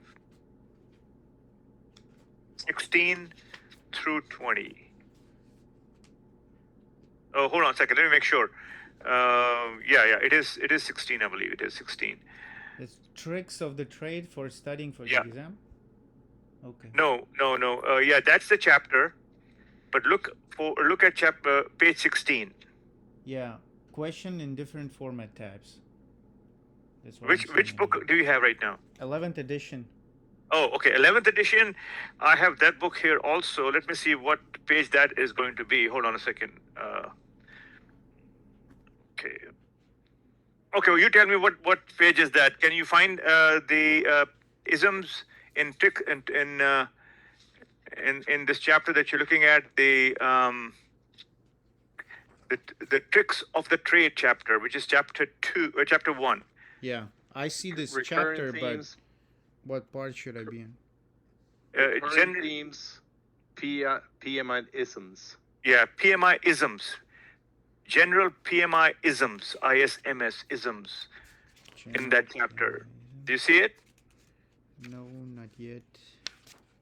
My book is actually in the other room. If you can find it, fine. Otherwise, I'll go get my book. So it's the isms, ISMS, general PMI isms. So you can read Oh, through yeah, those. I found it. Yeah. It's What page page? 18. 18. Okay. So in the new book, it's page 18. In the old book, it's page 16. But those are pretty good, actually. I want you all to read those and put some some marks on the ones that you don't understand, or once you don't understand. This way we can then go over some of those with you on Wednesday. Okay, Olivia, you raised your hand. I have a question about them. The only thing that the gold plating. Question about gold plating? Yes. Okay, good question. Gold plating, like the name sounds, gold plate. So you got a plate, and you want to enhance that, put bells and whistles, which were not in the requirement. You get a requirement from the customer, and the customer says, "I just want I just want one menu item, and that's it." And you say to yourself, "You know what? What if I give the customer a couple more things that will maybe improve this page and may even make the customer happier?" So you're gold plating the requirement. Whatever the customer wanted, you just want to add on to that, enhance it to make the customer more satisfied. But that was not what the customer wanted. You just added on additional stuff. You gold plated on what was already in existence. So you added on more things that were not must haves. So just keep that in mind. You should never gold plate the requirements, or especially the requirements. If the customer wants A, you give them A. Don't give them A, B, and C. Okay? That's what gold plating is, because the A, B, and C may mean you have to add more resources, maybe. You may have to add more cost, maybe. You may have to take more time, maybe, and so forth. The triple constraint: scope, cost, and time. So anything you add in addition to what the customer wants is called gold plating, and it should be avoided. Thank you. Professor, I have a question. So, with these general PMI-isms, we have a list of just like a bullet points with boxes. So, these are the statements that I should memorize, because it's like an answer to the question, right? Which isn't like Yeah. Some of them, you should keep in your mind. But if you memorize, you have to understand them before you memorize them. Yeah. So you got to understand, what they mean by what they're saying. And if you can find out, hey, this is they're talking about something in the planning. Oh yes, I need to know that. So yep, you could do that. Questions could be, they could ask questions that may allude to some of these things here. So these are general things that are talking about the walkthrough I did earlier today. What happens in initiation, what happened in planning, what happens in execution, what happens in monitor control, and what happens in closing. So all of those are here. All of those things are in these pages. And these are good notes. Tricks of the trade. So these are tricks that can help you study for the exam. So I think it's good to review them and good to understand them, and understand them in the context of where they're happening. Are they happening in the planning? Is this happening in execution, or is happening across the board? Risk, for example, you cannot say it just happens in one. When you're doing identifying risk, you're identifying risk in across the board, in initiation, in analysis, and planning, and in execution. So you just have to keep that in mind. We'll come back to it as a class on these. But I want you to read this, and I'm going to go through it and pick on some important things that I see in here for Wednesday. Okay, so let's take that as something to read as a class for this chapter, since we are on the fundamentals of PM anyway. So this is a good overview. All right, so this figure is really the same thing I've been talking about, those 5 processes. Okay, all right. So what do we have here? This is these chapters that we're going to be going over. And you could actually have a spreadsheet in which you can say, I've been in chapter, integration chapter, and I've done the problems and whatnot. This is just a way to keep up with the problems that you are working on. Now, for the folks who have the newest book, all the problems are online. Okay, so you have to log into a website, and you can practice problems there. For those who have the 11th edition, those who have the old edition, the problems are in the book. You mean, sir, the test is online? That's what I was going to ask you. They have problems. They don't have the test online. They have problems online of from each chapter. So if you go there, you'll find that they have these 10 chapters, and they have problems, but 12 problems per chapter. And you can just go through them, and you can make sure you go through them until you get 80 or 90% of them correct. And they help you learn the chapter content also. So they're good problems. What I'm going to do in this class is I'm going to go over the problems that are in this book, the 10th edition. So you'll get the problems reviewed in the 10th edition, and you'll get the problems that are online. So you'll get almost more, a lot more problems than one book may offer you. So I'll do both. I'll do these problems in the class, as many as we can. On Wednesday, we'll be doing problems on stakeholder management chapter next Wednesday. So let's keep. So we are actually on the chapter now. So while we are talking about it, we are starting to peel the covers of this chapter. So let's take a look at this.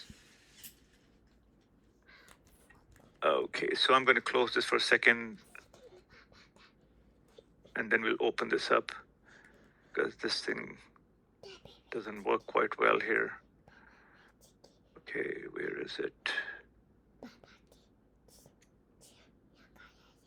Okay.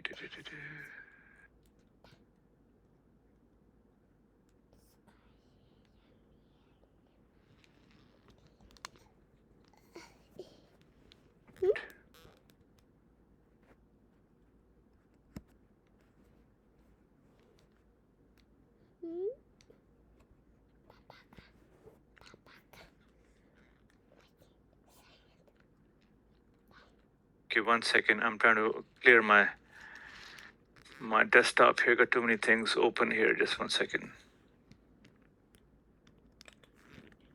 All right, let's get the ball rolling here. There we go.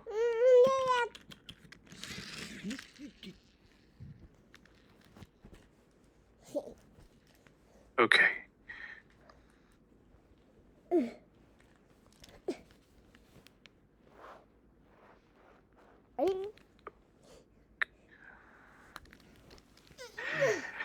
Stakeholder management. What is stakeholder management? There are actually 5 steps to it. But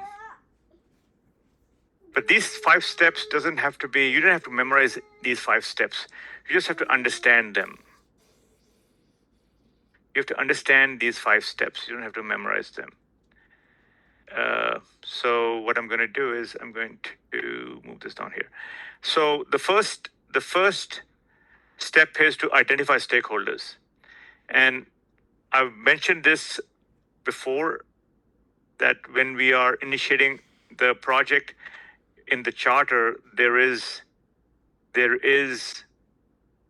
an element called stakeholders, and that really is all about documenting the management and above who are going to have an interest in the project. So these inputs and these tools and techniques, outputs, this was PMBOK 6. PMBOK 6. We are on PMBOK 7, not 6. But I like this format because it's very organized.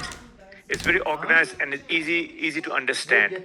The PMBOK 7 has everything all over the place. It's not very organized. Even though it has the same material and a little less than what you see here, but so you don't have to memorize any of this stuff. You just have to understand how we deal with stakeholders. And once you understand how we deal with stakeholders, then this organization is going to only give you the right path. That there are 4 steps. If you say, okay, if I were to manage my stakeholders, what should I do? Okay, you could, first of all, you could identify them first. That could be your step 1. I want to identify them. Who are these people, right? Once you know who they are, then you say, I want to put some plan together so that I can engage with them, partner with them. That's step 2. How I'm going to engage with them. First of all, I need to know who they are. And second, I want to come up with a plan on how I'm going to keep them satisfied. Keep my sponsors satisfied, keep the champions satisfied, keep the department head satisfied, keep the vendor salespeople satisfied, keep all the management people satisfied. So that's so. But I have to have a plan, right? I have to have a plan, and plan could be a simple plan. Could be I want to meet with them once a month or I want to send status updates to them every so often that I do, or I want to, listen and make sure that their concerns are met. That could be the plan, simple plan, right? And in order to come up with that plan, you may have to do some brainstorming, you may have to gather some data, you may have to make some decisions, and that's what this is right here. In order to come up with a plan, I got to do some data gathering, data analysis, decision making, data representation, what we already talked about earlier, right?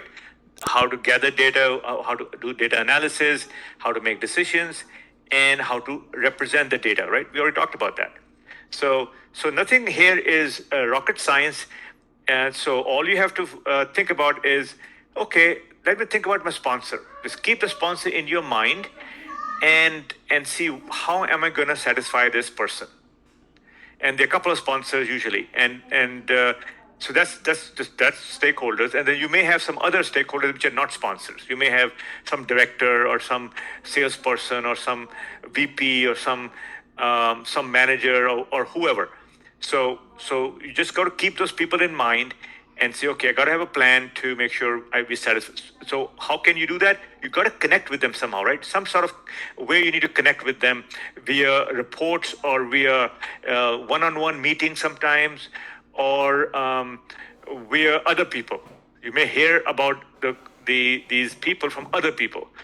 But make sure it's all factual what you do here.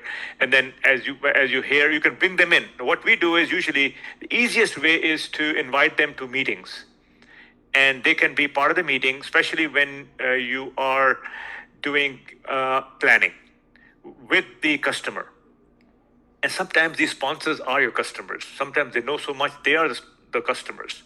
I mean, they don't have a manager who's going to help you with the requirements. They may be the one giving you the requirements. So they may be right there in your customer meetings. So we haven't talked a lot about the types of meetings, but usually there's one meeting that, for the customer and then one meeting for the technical team. So at a minimum, you need two meetings, one for the customer, one for the technical team. And so in the customer meeting, you're meeting with the business, these stakeholders. And sometimes you're just sitting there observing as the situation is unfolding in those meetings. All right, so your plan is to satisfy them. Great. Now, you're thinking about the plan. Now you're saying, how am I going to engage with them? How am I going to connect with them? Right? So, in order to connect with them, engagement means connecting. So first of all, you got to identify them. Then you got to plan with these stakeholders, and then plan meaning how are we going to satisfy them?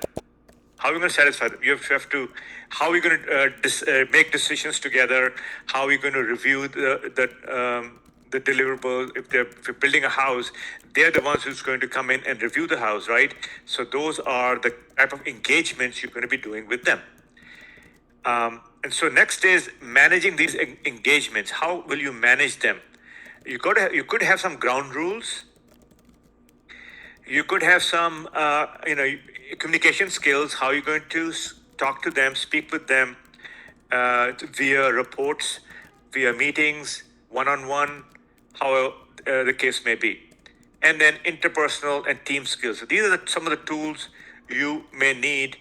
Meeting especially, and ground rules are, that you have to be formal with them. Sometimes, you can't be too informal with them. Be formal, have facts, always have one-on-one meetings with them.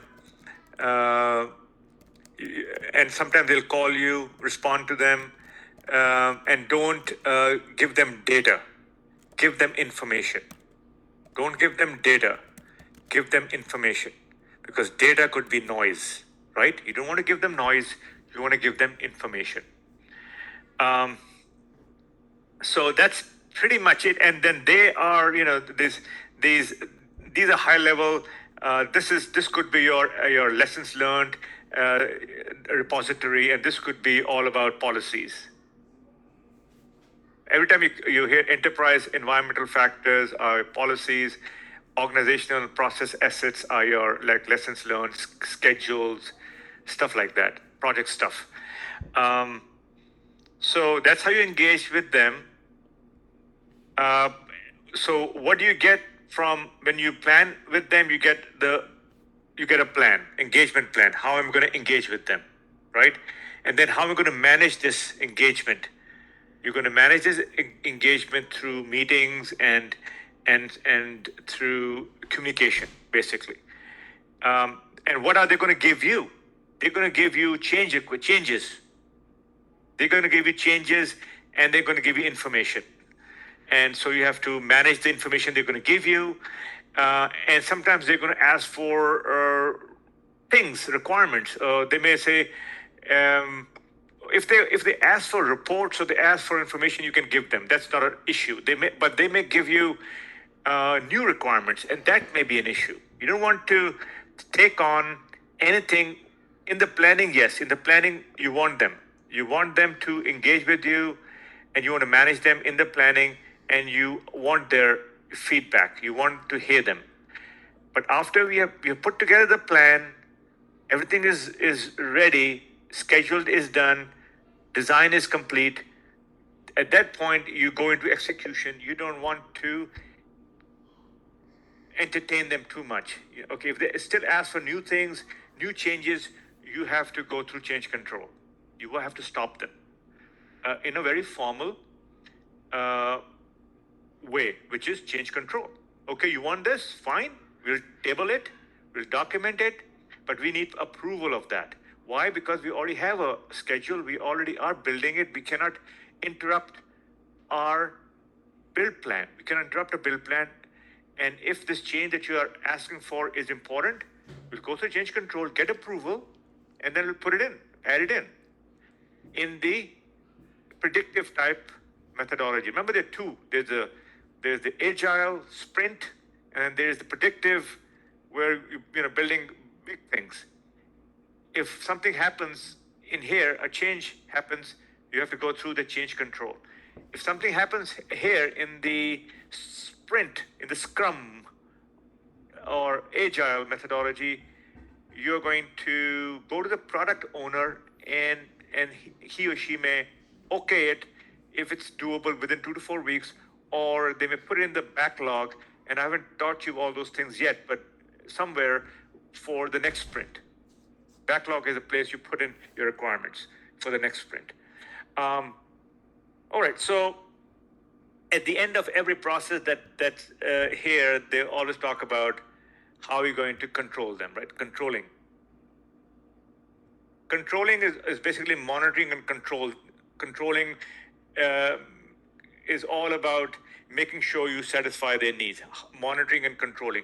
Make sure that they stay within the confines of the requirements, confines of the plan. The stakeholders don't come in and try to disrupt your plan. And if they do, you meet with them, you make them understand, this is the plan, this is the requirements. You want something to be added to the requirements, fine. In the planning, you can do that. And team is going to discuss your options, your offerings, your ideas. Well and good. But when it comes to execution, we're going to table it, we're going to sit with you, understand it, but then we're going to go through the process, change control, because we have to know the impact of every change you want us to make. So you've got to keep those things in mind from PMP standpoint and generally from a project management standpoint, that these stakeholders have power and they have interest. So you have to deal with them very formally and very professionally. Very formally and very professionally, because they have power and they have interest. That's why I want to start off with stakeholder management, because your charter was a mechanism that the stakeholders are using to engage the PM to get their work done, right? Just like I said, it's a ticket to the movie. The charter is the ticket to starting the project, and it's the stakeholders, sponsors, who are actually leading that charge. And so you need to know how to deal with these stakeholders. And the best way to deal with them is be professional, be factual, have information to share, teach them on the project process. This is why I'm doing it. This is how we do it. Train them, not training them, you got to teach them, sort of guide them. They may not understand your process. So you tell them, this is what we have to do. We need a charter completed and your signatures. We need a scope statement done and your signatures. We need the schedule done and everybody has to review that, make sure we all agree. All of these things are the process that the stakeholders, the sponsors should be aware of, but sometimes they are not. So this chapter is about dealing with these stakeholders. Let's move on. So, as a definition, stakeholders can be individuals, groups, or organizations that may be affected by, or perceive themselves to be affected by a decision, activity, or outcome of a portfolio, program, or a project. These people are the ones who have an interest and power. So if your project is going to affect them, they want to be in the know. They want to be in the know. Especially if you're going to provide value, right? As far as the project goes, you can provide value to their departments, operationalize your effort so they can start using what you're building. That's going to have an impact to their departments, right? So they are very much interested in knowing how you're going to go about building what you're building, and eventually what kind of impact, positively, hopefully, is going to happen to their environment, to their departments. So they are, like I said, they could be individuals, they could be a group, or an organization. So we have an example here of these types of people. So vendors, project sponsor, project team, supplier, customer, performing organization, all of these can be your project stakeholders. But for discussion, the focus is going to be the management, not the team, not the PM, but basically the management, the ones who have power and ones who have interest. Everybody has interest actually, but not everybody has power. The PM doesn't have power. The only power PM has is power over the process. And there's some other powers too that PM does have, which we'll discuss later on. But one of the main power that is very tangible, that you can see it, is in the process, how you go about doing project management. That's powerful.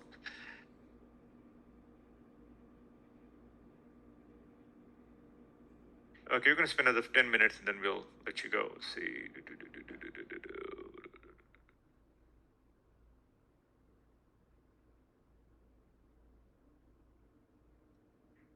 Okay.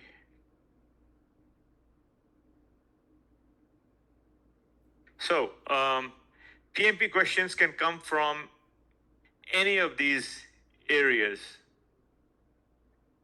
from the scope, schedule, cost, team, plan, outcomes, culture, risk, quality, success. So it can come from any of those. We'll get to those a little bit later on. So the first point to keep in mind, and I did say earlier about it, that's just step one, is to identify your stakeholders. And once you have identified them, you can keep them in some sort of document. And one of the documents that PMI suggests to do it in is the stakeholder register. I would say you just have to document it. Whether you remember register or not may or may not be useful for you. for in this new exam that they have out there. They don't ask these kind of questions, but they do ask that you have to identify stakeholders, and then you have to document, your stakeholders. And the one place that you do document is in the charter, but you also can document in a separate, a spreadsheet called a register, stakeholder register. So that's that.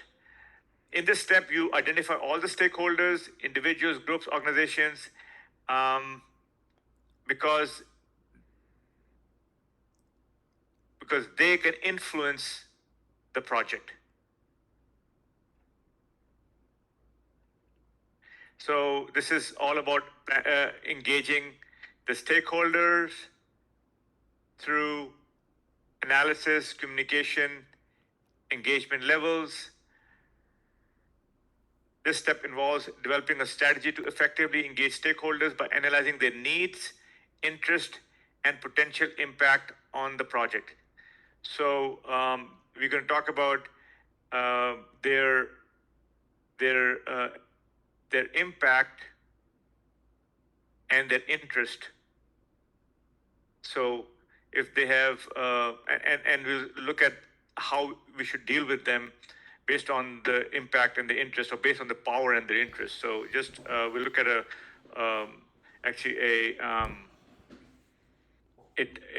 diagram actually further down. So identifying stakeholders. When do we identify them? Answer was, we start off at the charter, and then we continually identify stakeholders in the planning and in the execution phase. How often do we engage with them? As often as we need to engage with them. If you have a question, if you have a decision in which you want their input, engage with them. So that really depends on the situation, depends on the need. How do you manage stakeholder engagement? You manage them through documentation, and you manage them by making sure that that the request or change that they want to make to the project is cataloged and it's addressed. So managing stakeholders really means if they give you feedback, if they ask you a question, if they want to make a change, you have to tell them there's a process by which we will do all that. That's what management really means, because management means you have a process. Whenever you see the word managing, what should come to your mind is a process. Whenever you're managing a stakeholder, managing a team, there's a process that you have to use to do that. And process could be as simple as change control. That's how we manage changes. How we manage them, we provide them with data, we send them reports to them, engage with them that way. Or we have meetings, one-on-one meetings with them.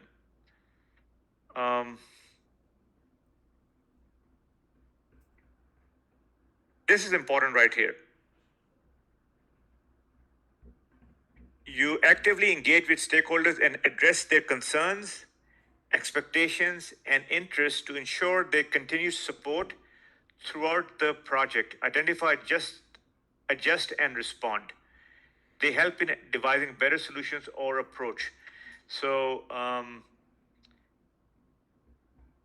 it's the concerns you have to be worried about, that you don't, if they ask you for a question, if they give you some feedback, you make sure you document that feedback and respond back to them. They want you to respond back to whatever questions they may pose to you or to your team. And that's part of managing stakeholders, really.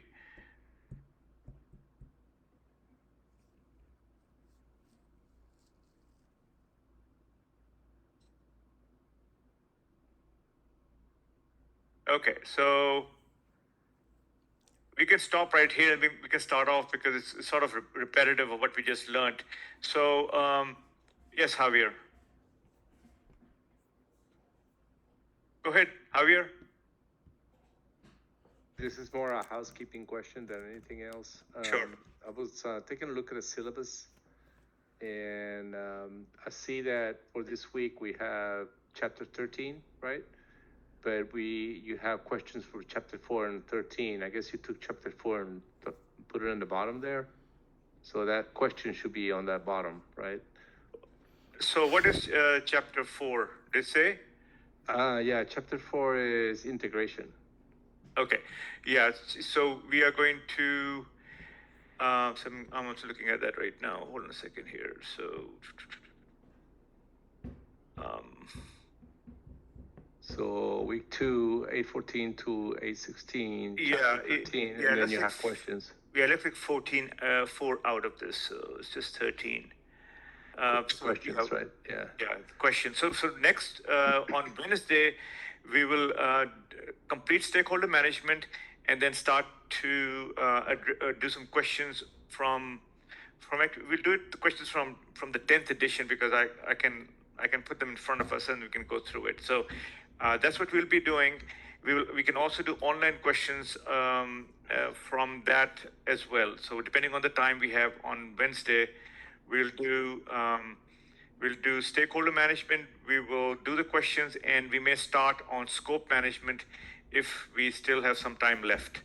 So which is week 3, which is actually the week after that. But I think we are on track right now. Okay, thank you very much. All right. Any other question from anybody? Who doesn't have the book as of now? I do not, but it's on the way. The reader book, I have the PMBOK, but my reader's book, I don't know. It was supposed to show up yesterday, and then when I looked up this morning, it'll be here tomorrow.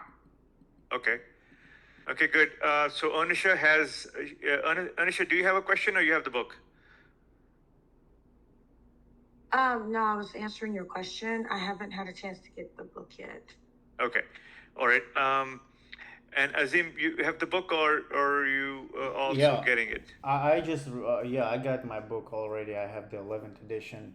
What I was gonna ask is that I went through I looked up through the book and I had a question regarding the exam itself. So I was expecting to have some examples of the test in this book and I couldn't find them. So it's basically like all the information that is needed is there, but is there such thing, when you have a test and you have like some approximate like questions that you might face in the Yeah. test? So is there anything? So did you it has I think it has an online test bank also, Azim, this book. So it came with a card. You have to go to that website and they have online exam questions on each chapter. You can go in and use that. Oh, I also see as that a card. source. So that card is to get to the test resources or something? Yeah.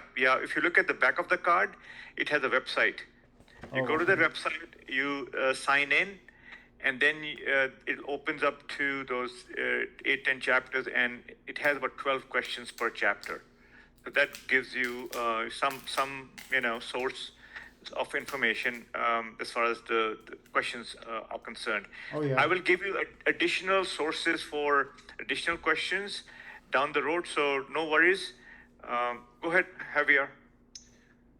So I have the 9th edition, and I already started writing on it by the time I realized it wasn't the 10th. But so far, everything has been pretty close to the 10th. Should I be concerned about that, or? No. Okay. Don't be concerned. Does it have questions? The 9th? It does. Okay. Do those questions that I'm going to be doing the questions from the 10th. Yeah, they are aligned with yours. Oh, they are? Okay. Yeah, they're not the same question number, but it's the same questions. Okay. So then you're good. And I'm also going to do the questions that are online. So I'm going to log in and then we'll display it. If you have time, we'll go through those questions also. Okay. Thank you. All right. Any other question? Okay, everyone, we'll be seeing you on Wednesday. Thank you, care. Professor. Thank you. Have a good one. Thank you. Thank you.